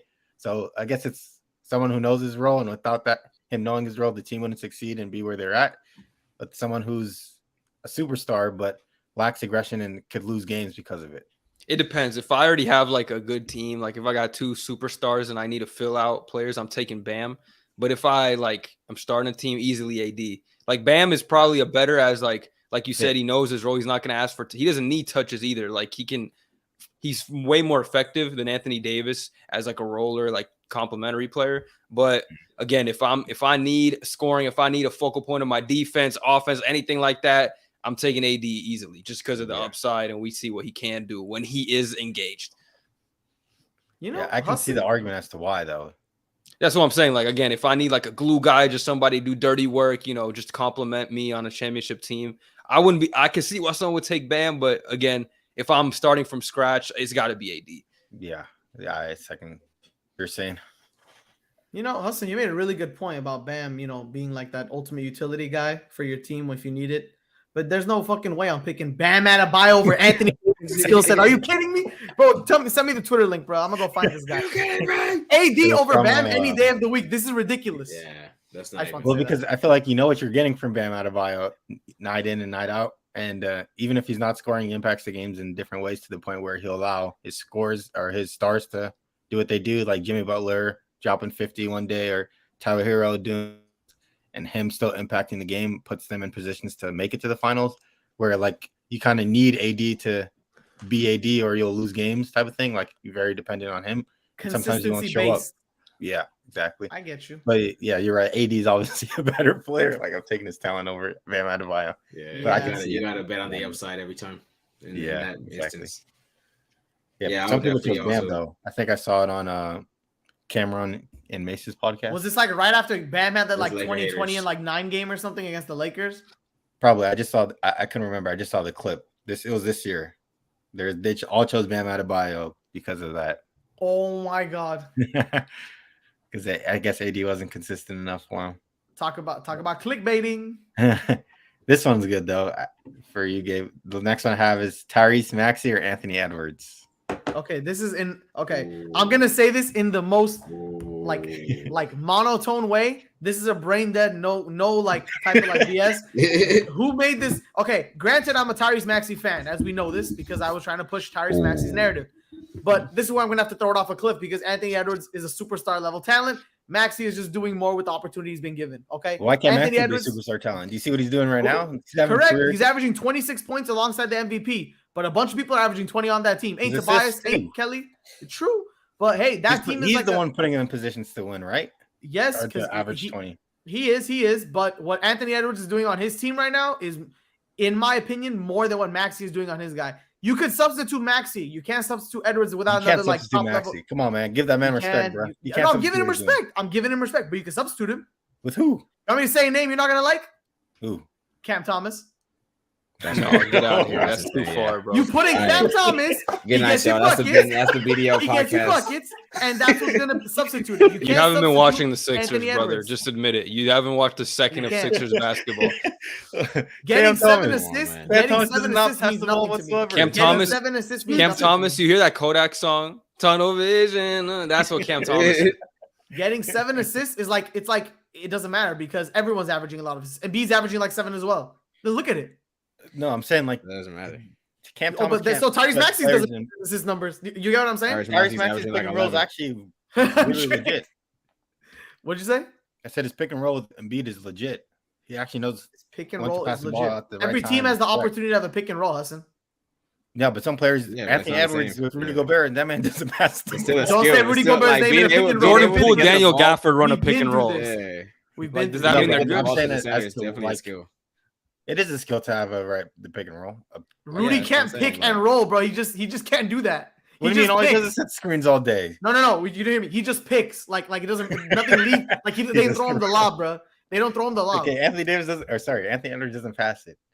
Okay, because he's big. Bro, you give like AD, he's gonna throw that shit up there, or Giannis. He's not gonna pass it to Rudy. Rudy, don't say lob to that, bro. I'm gonna have a heart attack. They have now. I feel like. Do you think Tyrese Maxey can score at the same clip as Anthony Edwards? No. Well, yeah. The crazy thing is, I remember seeing a stat in the beginning of their playoff careers. They both dropped like the most points in like the first round. But like I said, Maxey, for all he does, yes. With all due respect, I love Maxey. Edwards clears.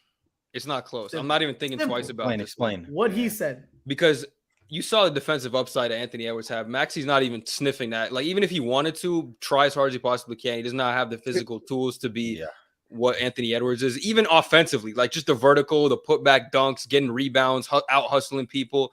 Maxey's just not that type of player. And their scoring is, I would say, very equal. Maxey's definitely a better shooter.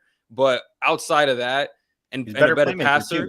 He's a better passer, but outside of that, like, I think those are things that Anthony Edwards can develop. He's still a good shooter. Anthony Edwards is a good shooter, and he could even get better in that. And I think, now that he's the guy, I think that's the next step for him. We saw Tatum. He's not really a point guard, but he developed the playmaking, and I think that's the next step for Edwards. I still think Maxey is going to be better because he's going to continue to develop also, but Edwards can close the gap a little. And again, the athleticism, the defensive potential, I just think he's the potential is better now. And from what I've seen this year, as the guy, he's better now.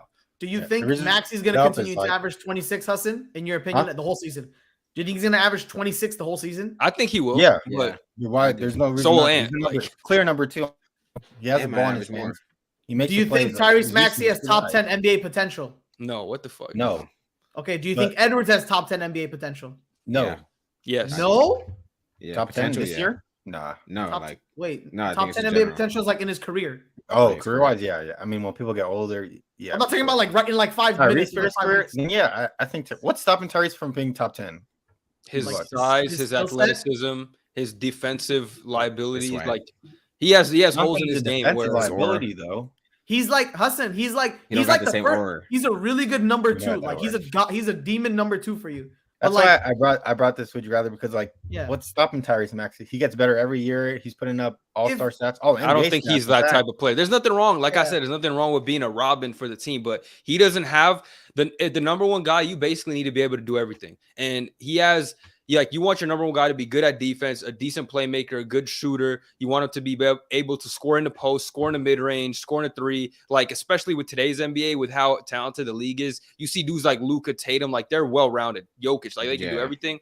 And I just don't think a small guard like Tyrese Maxey. It's been a while since we've seen, like, you need to be Curry level good at shooting or something like that to be a guard that small and that skinny and be one of the top 10 players. You see LeBron James, like Anthony Davis, Joel, these are all big guys. Giannis, like they're forces. We think Wemby's going to be up there because of his size. So I just don't think being that small, like, again, he could be a phenomenal player. We've seen dudes like Dame, like, be arguably top 10 players, like, but they're never the top dudes just because of their physical limitations. Besides Steph, they're always rounding out the bottom of the 10 if they do get there. Yeah, but exactly. I feel like he could his offensive capability. What if he does reach the status of Harden? Like, what's stopping him from reaching what Harden did and not being good defensively, but also being one of the greatest ever? That's a good question. I just don't think everything he's asked to do so far in his career, he's done it. Yeah, it's good for him. Think about it like this. Hassan, think about it like this. If he was in a position to be number 1 guy in the team where he has to like get wins, get all this stuff going, do you think he's gonna do that with his skill set? Right, like playing with the MVPs helping him a lot to take a lot of attention away from him.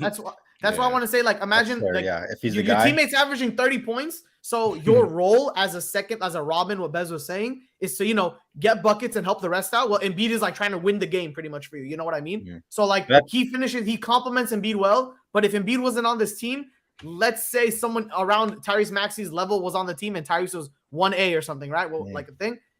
He wouldn't. I don't think he would average 26 right now. Like, I don't think he would.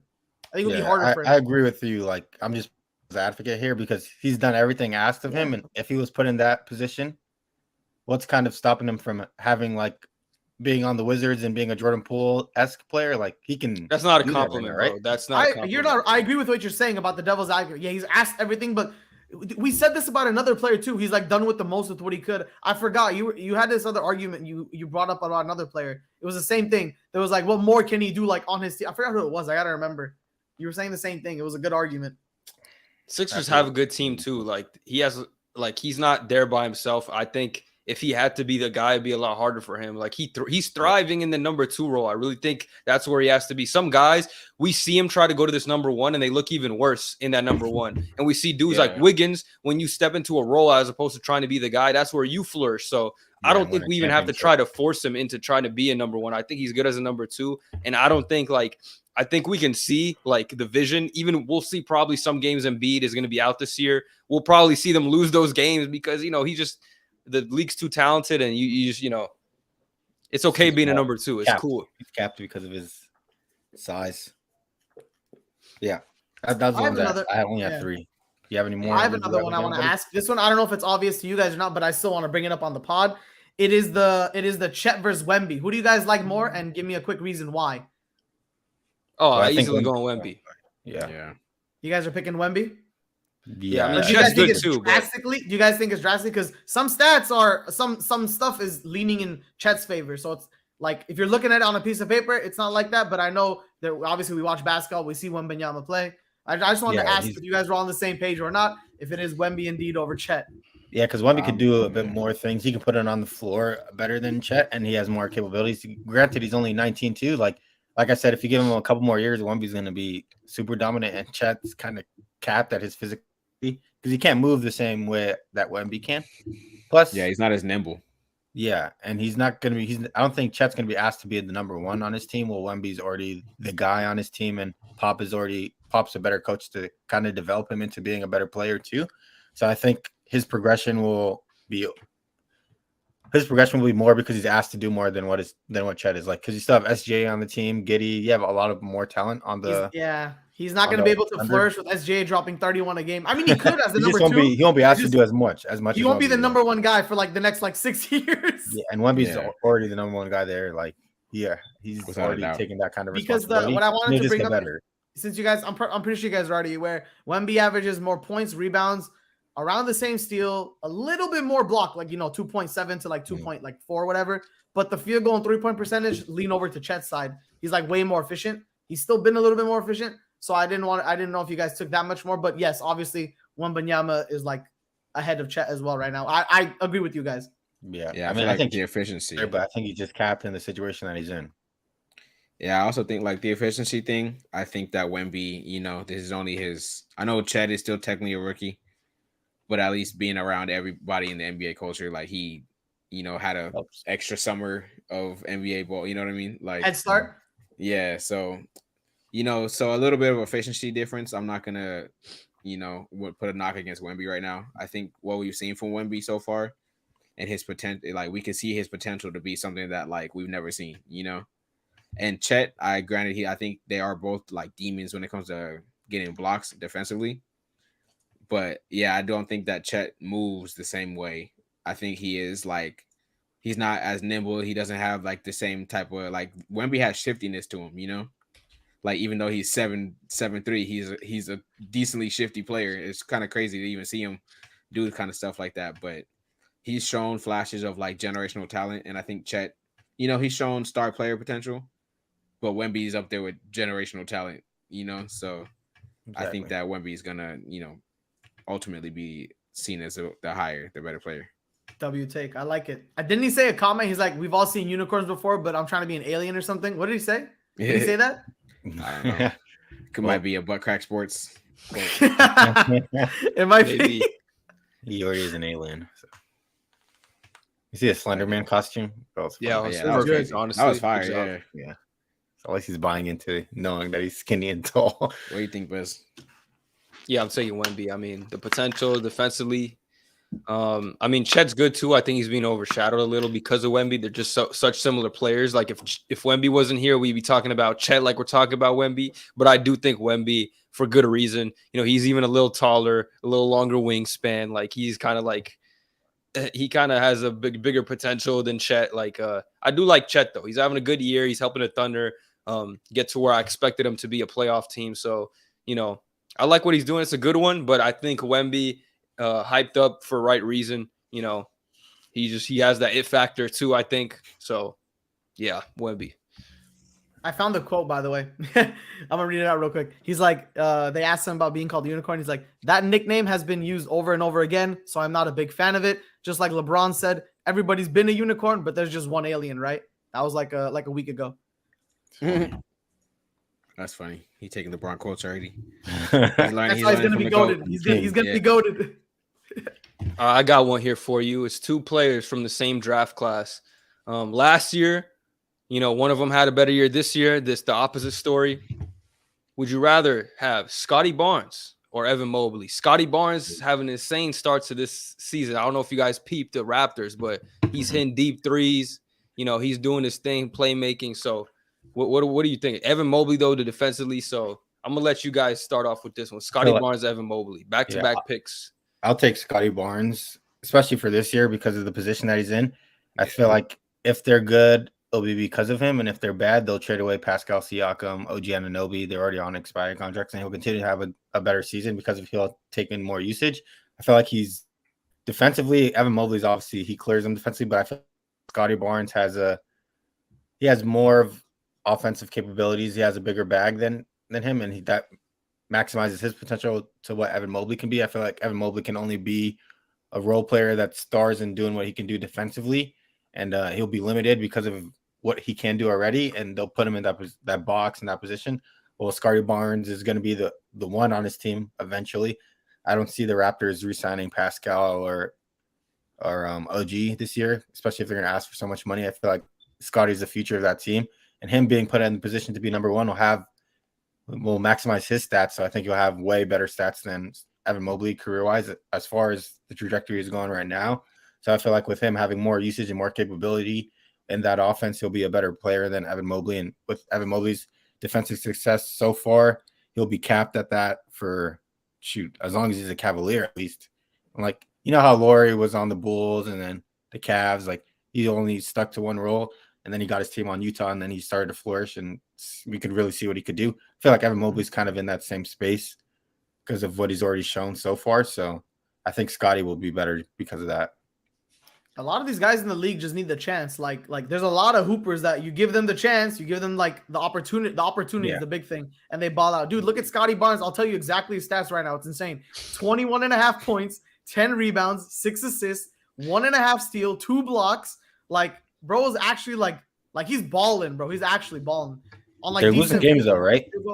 They are currently they're 4-4, and the Raptors are 8th in the Eastern Conference, and the Cavs are 3-5, and they're 12th. So I mean, the Raptors, I guess, are just right now they're 1 game ahead of them pretty much. But I think Scotty Barnes right now going forward is better. I'll stick to Scotty Barnes. I think he's more capable of doing a lot more, as Hassan said. And if Mobley can only stick to being this defensive guy and he never develops an offensive game, it's going to cap his limitations as a player. It's hard when you're playing against or playing under Mitchell and Garland too. Exactly, which is it's a very, very unfortunate scenario for him. Which, if the way things they say they are, they don't move one of those guys, Mobley's going to be under them for a very long time. I feel like, well, one, I agree, but when it comes to Mobley, it's not that I want to say I'm already like out on his potential, but from what we've seen so far, like, you expect a player in his year to like have a jump, and it seems like he almost regressed from he looks better. I don't expect him to have a jump just because on the team and the situation. Yeah, he's not. What can but you it's jump like, into? if it's like if you Right. develop like a deeper skill set, you know what I mean? Like it's like what do could you? jump But even into if he Scottie does, Barnes like in he's the- not gonna have the opportunity to showcase it on a team with Mitchell and Garland and even Yeah, Allen. it Now took they got glory. Strus, Like, Levert. Mitchell- Like from before. Yeah, Mitchell takes a lot of shots, you know, and he's gonna well deserved. He deserves to take most of the shots, but Yeah, for sure. I feel like having a point guard like Garland, like he does prioritize trying to spread the ball. I feel like if somebody like Mobley were to develop a bag, they would try to make it a point to just to have a more dynamic offense, you know, that can only help them at the end of the day. And I feel like Mobley, you know, as a hooper and as like a competitor, like you should want to get better and you know get better offensively or get better in any way you can, you know, to help your team win. And You I would feel think like that. yeah, you would think that, but so far from what I've seen from Mobley, I don't see that. You know, I feel like even if he had his own situation, like he be getting punked by bigger bigs, you know, like he's still so soft when he's like thin. around He's the like rim. lightweight. Yeah, Yeah. like I'd he say doesn't like shoot for your well enough sorry. to be like a stretch, you know. So it's just he's you know his interior defense is good, you know, but aside from that, when it comes to like putting him up against somebody like Scottie Barnes, so far from what we've seen, like when it comes to the defense, like Scottie Barnes has the potential to be a great wing defender, you know. Yeah. And I don't think that Mobley has the potential to do what Scottie Barnes is currently doing offensively. I'd say the only chance that he has in doing like getting a bag like that is if they get rid so you can space the floor a bit more and he'll have a chance to kind of showcase that opportunity. But other than that, I feel like it's not necessarily a bad thing sticking to what you know, because that gets people paid in the league. Like 3-and-D guys will always be like a necessity. Like if you just figure out your role and you stay in that role, you can make as much money as freaking Gordon Hayward is in his career, right? And what's the best thing in doing that and keeping yourself in the league for 10 plus years, you know? But hopefully, I hope like he wants to improve and like you know, I mean, he's averaging 15 or 16 and 10. It's good, and defensively he's there, but on that team he's just gonna and like it's not just gonna magically have a jump because he's gonna need to have a jump. He's capped. He needs to get some weight. He either needs to get some weight. He needs to like go to a different team. They need to get rid of some. Like he needs more opportunity. He doesn't have. I think the opportunity is capped for him too. Like he's not gonna get a chance there to succeed. Well, that's what I'm saying. But my point is like I don't even think it's the opportunity. I think it's like him. It's like in my logic is like if I'm thinking about in a team sense, like the coach, you know, if he could see in practice or in the offseason that somebody's working on something, improving on something, you know, like working on a different type of game or a more dynamic game, they would want to, you know, they would encourage making the offense more dynamic and adding more ways they can attack, you know, but yeah, I don't see Mobley even like really trying or developing anything new or even improving on what he can do. I feel like he's just kind of stagnant right now or regressing in some ways. Yeah, I disagree with that from like a coach's perspective because even if you see players developing and being better, you still have Donovan Mitchell on your team. He needs to take in order to like be the best like he can be. Like if Donovan Mitchell is not taking or if he loses like 5 to 10 shots because Evan Mobley's better and he's doing good, then you have a disgruntled guy and he may be more inclined to like leave or take a different route. And there's more politics involved in that rather than skill level. Like I feel like money and people and being in certain positions, they have to play and they have to have a certain role in the team or else the coach doesn't have that much of a say. So like, I feel like it's similar to what the position Laurie was in on the teams that he was in, like he was on. I feel like he had the talent to be better, but he was capped because of the position that he was in. I feel like if you put Evan Mobley on the Utah Jazz without Laurie Marketing, I feel like he'll be a way better player, and I think he has better potential than Scottie Barnes, in my opinion. If he was the number one on a bad team, like Washington, you know what I mean? Throw him on a shit team. I'm gonna choose Scottie Barnes out of the two, but I'm with you, Hassan, in the sense that I think he just doesn't have the opportunity. And you made a good point saying not Evan Mobley, Jared Allen being there is hurting him because now you're clogging up the paint, and you know. Evan Mobley could hit a few threes, but you don't really want him to do that. You do want him to expand his game there, but you first want to get him to develop his inside game. And I think having Jared Allen there hasn't been so great for his development. Games that Jared Allen hasn't played, he's averaged about the same amount of numbers, but his efficiency is a lot better when he's not playing with him. So, you know, I guess you could interpret that however you want, but you still got to see him in a more offensive role. But maybe it's okay that he's just, like you said, the type of player where he knows his role. He's just kind of like a 16-10 guy, really elite defense, first team all defense, and that's fine. But I think Scotty Barnes has that ceiling. And last year he really struggled in that sense, but this year he's coming out the gate hot and already averaging the most amount of steals on his team and blocks. So, he's kind of their defensive anchor in a way. He's not really a big man, but he guards the best player on the other team. So, You know what I think it is for him, Scotty? I think it's them losing Nick Nurse. I feel like Nick Nurse was more of the guy who would push OG and Pascal Siakam to be the best players on the team because of the relationship that he had with them and winning a championship. So these guys are going to be the ones and twos. And like, you really don't know where Scotty would lie in that hierarchy. So now having a new coach, them kind of transitioning out from those players and putting Scotty in the position to succeed and him being the focal point of the offense, makes him have a better season than what he had last year. And the ceiling's high for him because of that. It's well said. I got two more would you rathers here. They're a bit interesting too, a little different than the ones we've done. So this one is kind of like a now versus future one. All right. Well, even maybe a now versus now if you really like that. Maybe Gabe's like that. All right. So who are you taking out of these two big men? All right. We got Domantas Sabonis and Alperen Sengun. So who are you taking between the two? So now in future, I'm asking you between the two. Just interpret it however you want. But I'm saying one of them obviously like he has the resume. He's kind of better now. The other one is on a come up right now, as we see. So I'm really interpret that however you want. But just who would you rather have? Give me Alperen Sengun. Give me Alperen Sengun. This guy, Domantas Sabonis, has not been proven to be anything good in the playoffs. I don't care what anybody says about his rebounding stats. This guy cannot develop his game anything past the 5-foot arc. I don't care. Alperen Sengun has shown his playmaking skills, his offensive skills, and he's had multiple like showings of I don't even say all-star potential. Like, this guy can have a really good season. He can push his team. If he gets enough wins, he's a winning factor. Sabonis is very capped in what he could do. He doesn't strike me as, I know he's like a top 4 center, whatever you want to call it, for whatever power forward, wherever he ranks right now. But Domantas Sabonis is capped and he's on the way down. Alperen Sengun's on the way up. Give me Sengun. Yeah, I agree with Gabe. Sabonis in the playoffs is not who you want. I think Sengun has more of a capability to be a better player with his playmaking ability. Sengun in the playoffs, we don't know how he's. You don't know who he is. Yeah, I still want Sengun more than Sabonis. You can do more at Sengun, like more schemes things with Sengun in the playoffs. I remember watching the Warriors thing with Sabonis. He couldn't even make a free throw, like jump shot, and that was the whole series. And that's why they won, was because Sabonis was a non-factor for offensively. So I think they left him open on the free throw line to shoot, and this man missed. Yeah. You leave Sengun open in the free throw line, he's knocking that shit down, bro. It's he's only going to continue to get better too. So I'm going with Sengun. Yeah. Omari? In my opinion,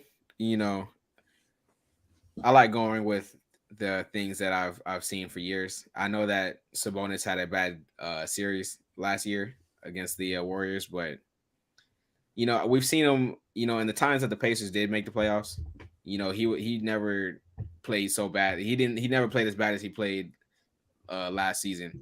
I think that just having one bad playoff series, I'm not going to define a dude or like make it not go against him so much that to where I would put somebody who hasn't seen the playoffs yet. You never know how somebody is going. Like, what if Sengun's first playoff series looks like Sabonis's, And like what we're going to be sitting here saying. So you never know what somebody's going to do once they reach the playoffs for the first time.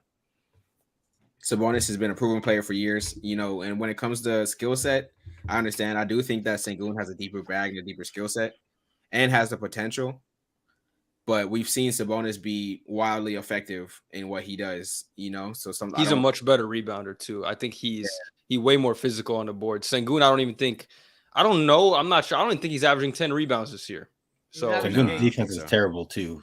8. I mean, Sabonis is not great defensively, but he's boarding a up. Big body.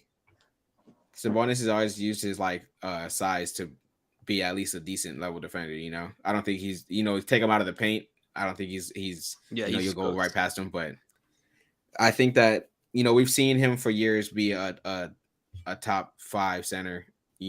Power forward, whatever. Sometimes. So you're giving him that respect. You're going with Sabonis. Yeah, so I'm gonna continue to give him the respect until we've seen more from Sengun.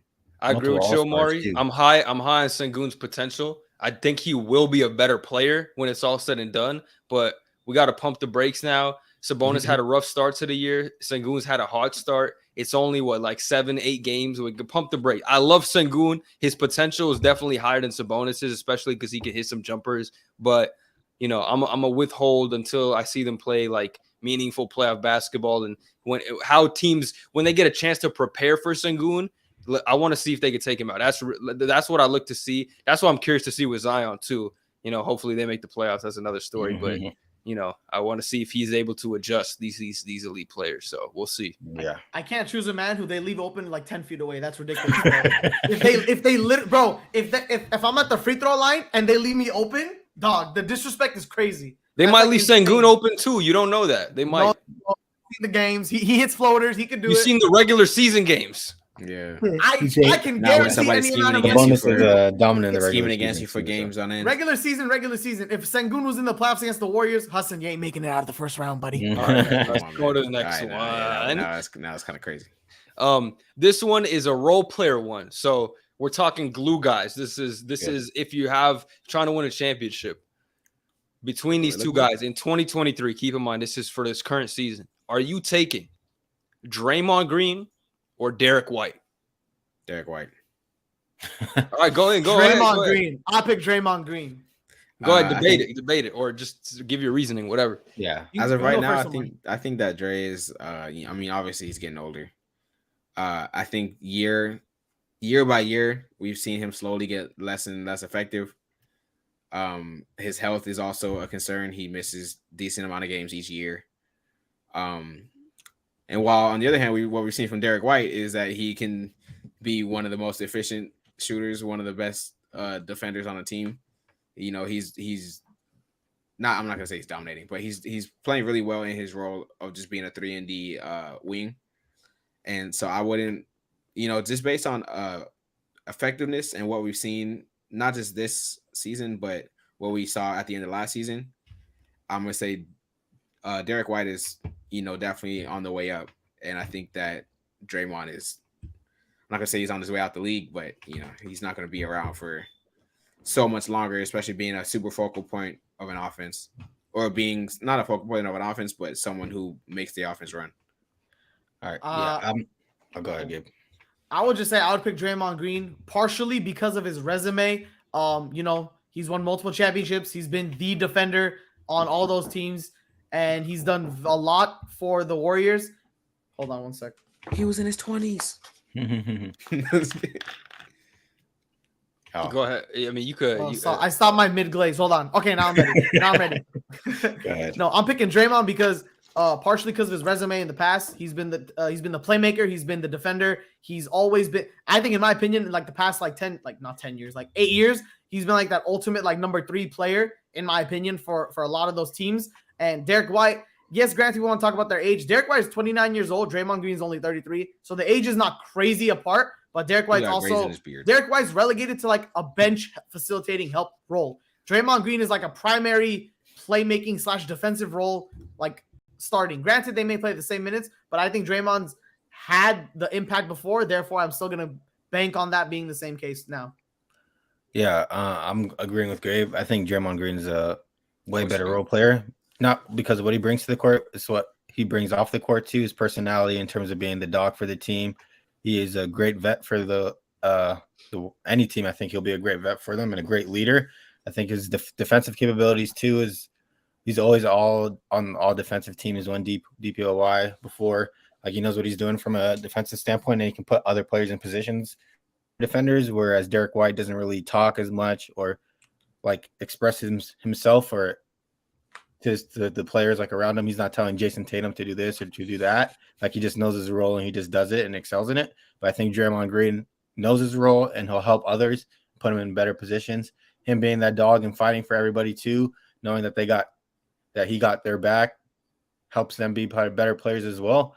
And I know he can't score the ball, but at least his playmaking is one of the best in the league too. And him being who he is, he'll put other players in better positions no matter where he's at, and they'll always succeed and be better because of that. So I think Draymond Green brings more to the table than just all capabilities to the team rather than he Derek just- White. So I choose him.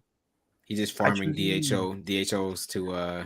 Steph, of course, obviously that's Steph, but if he's playing with Just like Jason Tatum, 4 and assists stuff a like game. that, 4 assists a game it's is still, DHO to Steph. he's still a good screener. He's one of the best screeners I've seen play The basketball. moving so. screeners. That's crazy. Yeah, exactly. And they don't get called. So that makes All it the better. illegal screens that never get called. Yeah, That's a All right, skill. what That's about a you, skill Bez? in and of He's the itself. best You gotta think illegal about screen that. setter in the league. Yeah. That's illegal Exactly. screen, man. One. For the best shooter. He revolutionized the screen. He's the By game. breaking all Changed the the rules. game. Like Yeah. Steph Even did. that but- intensity too, where he's like kicking people in the balls, like falling off people. Come Sometimes on. you need that. Like, Huss, I ain't gonna No, go there. sometimes I you ain't really gonna go don't the need that. intensity. Sometimes you actually don't need that because you cost your team 3-1 leads. Yeah, that is Did you true. see him Yeah, get kicked the other day? suspended. Did you see him The get kicked in the text? balls the other day, Hassan? Yeah, Yes. karma. Oh yeah. Dude, Twitter was funny. Now Like, his we chest finally got to what get he wanted. stomped on. Yeah, Oh, right. that's crazy. And then he got to get slaughtered in the That's so face. wild, Like, dude. cool. I Nigga saw a had that graphic weird about back like the next day, Sabonis dude. I was being crying. 0-3 after Draymond stepped on this. Yeah. Stomped on is crazy. That was so crazy, dude. I'm gonna go Derek White. I'm gonna go Derek White between the two though.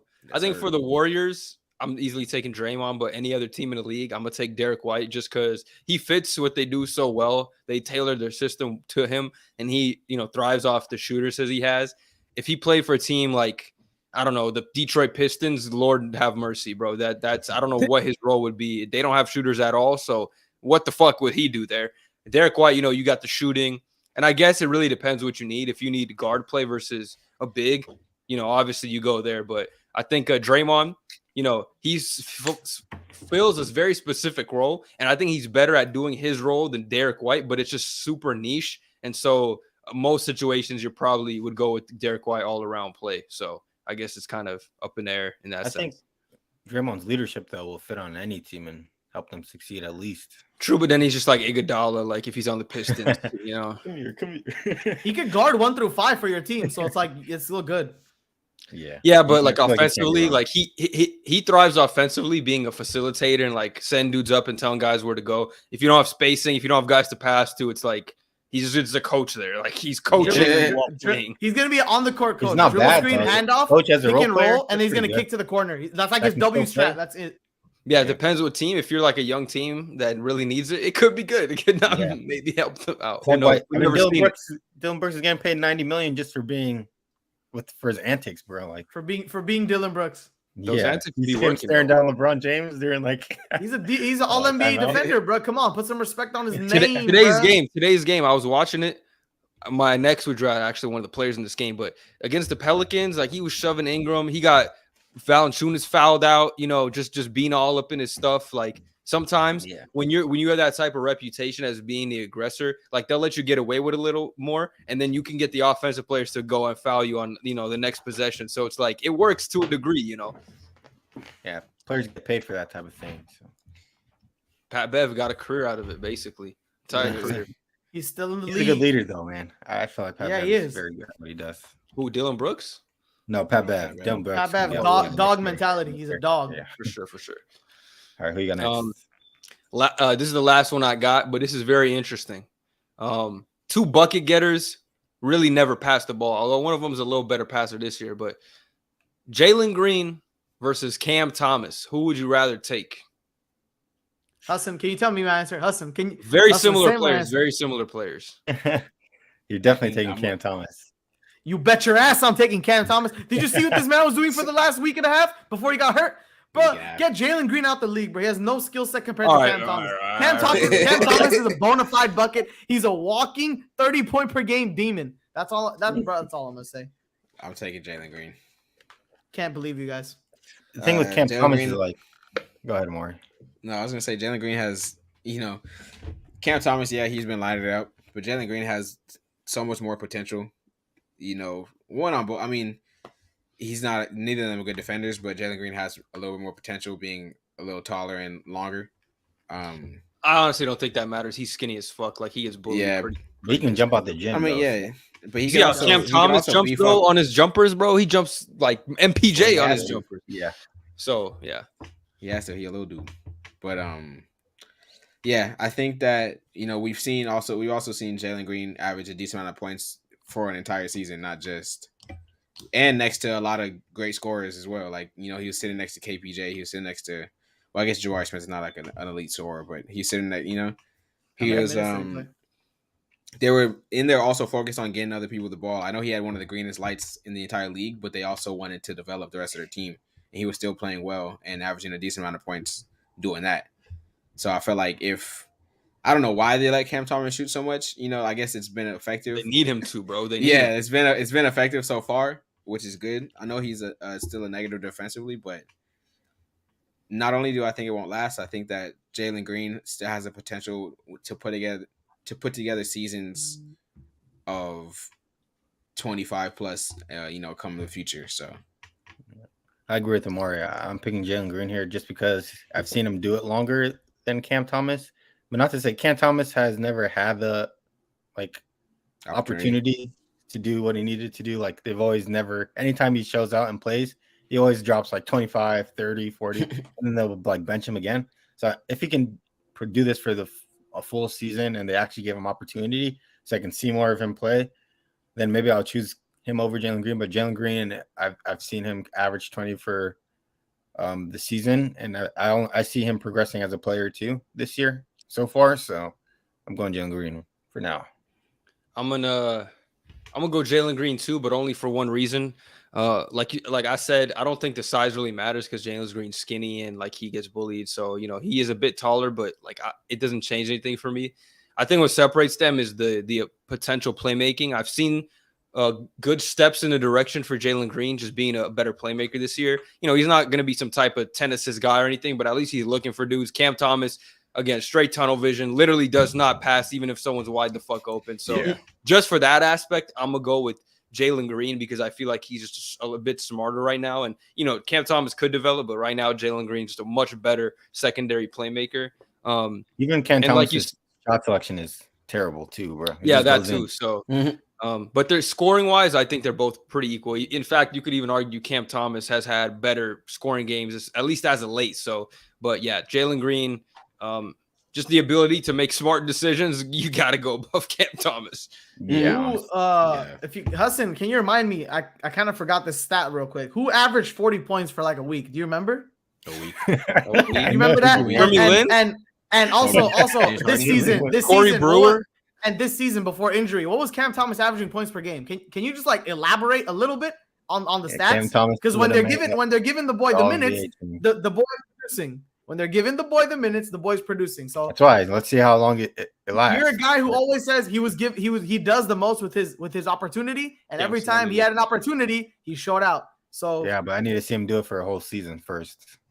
Okay, he gets an opportunity to do so. His team benches him, and then he gets injured. So, they bench him because he doesn't play defense. Hopefully, it changes though. Dude, Jalen Green is not some Anthony Edwards type of defender. He's he little potential. This dude was the second pick in the draft. Okay, and how many multiple 30-point, 40-point games has he had to be an offensive a demon? He hasn't done.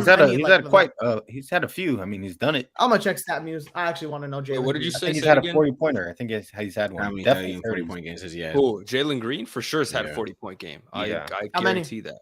How many? I don't know. I don't know, bro. I'm not out here fucking studying. You mean multiple or I'm not Jalen Green Muse. I'm not.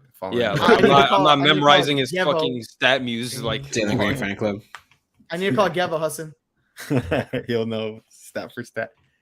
Yeah, but there's a reason why Cam Thomas is getting benched. So, but hopefully he's getting benched because he doesn't guard anybody. But yeah, neither does Jalen Green. Let's be real.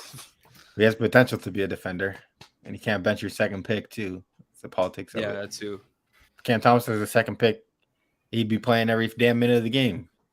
And people would be glazing him even more if he was second. Yeah, the funny thing is he's been scoring since he's gotten to summer league. I think he won MVP. He was averaging 30 points. He's been like that in college, bro. He was one of the best scorers in college. He was just one of those guys that kind of flow under the radar because he didn't go to Duke or whatever. So yeah, to LSU or something like that. But yeah, I mean, it's crazy the amount of green lights Jalen Green was given. 5 40-point games. The amount of limited fucking playtime Cam Thomas was given. 5 40-point games. You gotta understand that, I was gonna say. How does that affect Jalen Green though? Terrible argument. The vacuum that Cam Thomas has produced compared to the large space of time that Jalen Green has done, and it's like the same. Large It's space. crazy. He's in his third season. Yeah, what the fuck? 40 No, point games in his third time. season? Minutes played. Minutes played. I'm Jalen Green's looking been this up. averaging. I'm looking this up. Jalen, no, I'm looking at it right now. 5 40-point games, 42, 41, 41, 41, 41. Cam Thomas in that has dropped 47, 46, 45, 44, and 43. And who has played more minutes in the league? You don't even have to look it up. It's a yes or no. You know who's played more minutes. I'm definitely looking. You know who's played more minutes because it's a fact. Yeah, but still, what does that have to do with Jalen Green? Like, I'm saying that Cam Thomas is like level given the minutes he's produced, not given the minutes. Obviously, he's not going to be able. He can't drop 30 points in 17 minutes, bro. Like what he was, what he was averaging. Yeah, I understand, but I think like you have to see it through a full season for your point to like stand, because we've seen Jalen Green play full seasons. Dude, you saw this guy average 40 for a week, and they're like, you know what, that's enough. We're putting him down. Yeah. Like they literally did that. Yeah, because when he started missing shots, they said, "All right, buddy, calm down." You can't just. They said, "All right, buddy, calm down." Say relax. Say give this ain't your team. He's benched for a reason. Like if he doesn't score, is he a player in the NBA? Is he what? A useful player in the NBA if he doesn't. What about this season, Gabe? Who's played more minutes, Cam Thomas or Jalen Green? Well, in the 7 or 8 games that they've had, I'm gonna give you this. Cam Thomas averaging like 38 minutes. I think I know that, right? Am I right? Injury. Yeah. I don't know, but he's played more minutes than him. He has 259 to Jalen Green's 219, and they've played the same amount of games. 40 more minutes. 40 more minutes. Same amount of games. 40 more minutes. That's damn near a whole nother game. Who's averaging more points per game? Let's see. Bam. Thank you, Cam. Yeah, Cam Thomas is averaging about 6 more points. Okay. Let's see how many shots he's taking. Way more. 21 shots to Jalen Green's 14. Nice. Yeah. Damn. There you go. Hey man. What's the 7 more shots for 6 more points? Yeah. Yeah. Who knows? What's the percentage? I want to know. What's the percentage? Jalen Green's 46 from the field, 45 from 3. Oh, 45 from 3 is not great from free throw, 71. So you got to get that up. Cam Thomas, 47 from the field, 32 from 3, but 85 from the line. So not as good of a 3-point shooter. Not even close, actually. That's actually a lot. Idol. That's really efficient though on 21 shots. Yeah, he's good from the field because he got that midi and he could get inside. But his 3-point, he takes a lot of bad threes. Honestly, it's more so his selection. Yeah, his shot selection, especially from deep. Long ass threes with the shot clock winding down a lot of the time. Hey, honestly, as a short player myself, you gotta do what you gotta do, bro. Simple. You gotta. He's not even that short, bro. He's not even that short. I know he's like 6'1", right? 6'4". He's 6'4". He's 6'4". Really? Same height as Jalen Green. Why does he look so much smaller? I thought he looks like he's 6'1". Yeah, I thought he was 6'1". This website says 6'3", but I bet as he's a probably short 6'4". player myself, dude, 6'1", talking about short. Okay, Hassan, did he not look short? Like he does look short out there, yeah, but it's still 6'1". Okay, 6'1" he's a little thicker, so like he looks smaller than he is. How you know that? How you know that, Bez? How you know he's thicker? I see his weight. He's 210. Jalen Green's 180. So they're the same height. Cam Thomas is 30 pounds heavier than Jalen Green. Cam Thomas's efficiency would probably be a lot higher if he didn't take those threes too. To be honest, like to have a 47. That's on him though. 47%. Yeah, he has to make those. I think a lot of his points come from there. I need to see how many he makes. Let me see. Nah, but I mean that means he's super fit. Like with him having a low. Well, okay, let me read you his efficient field goal percentage. His efficient field goal percentage 53% compared to Jalen Green 53.5. So they're about the same in efficiency when you take their.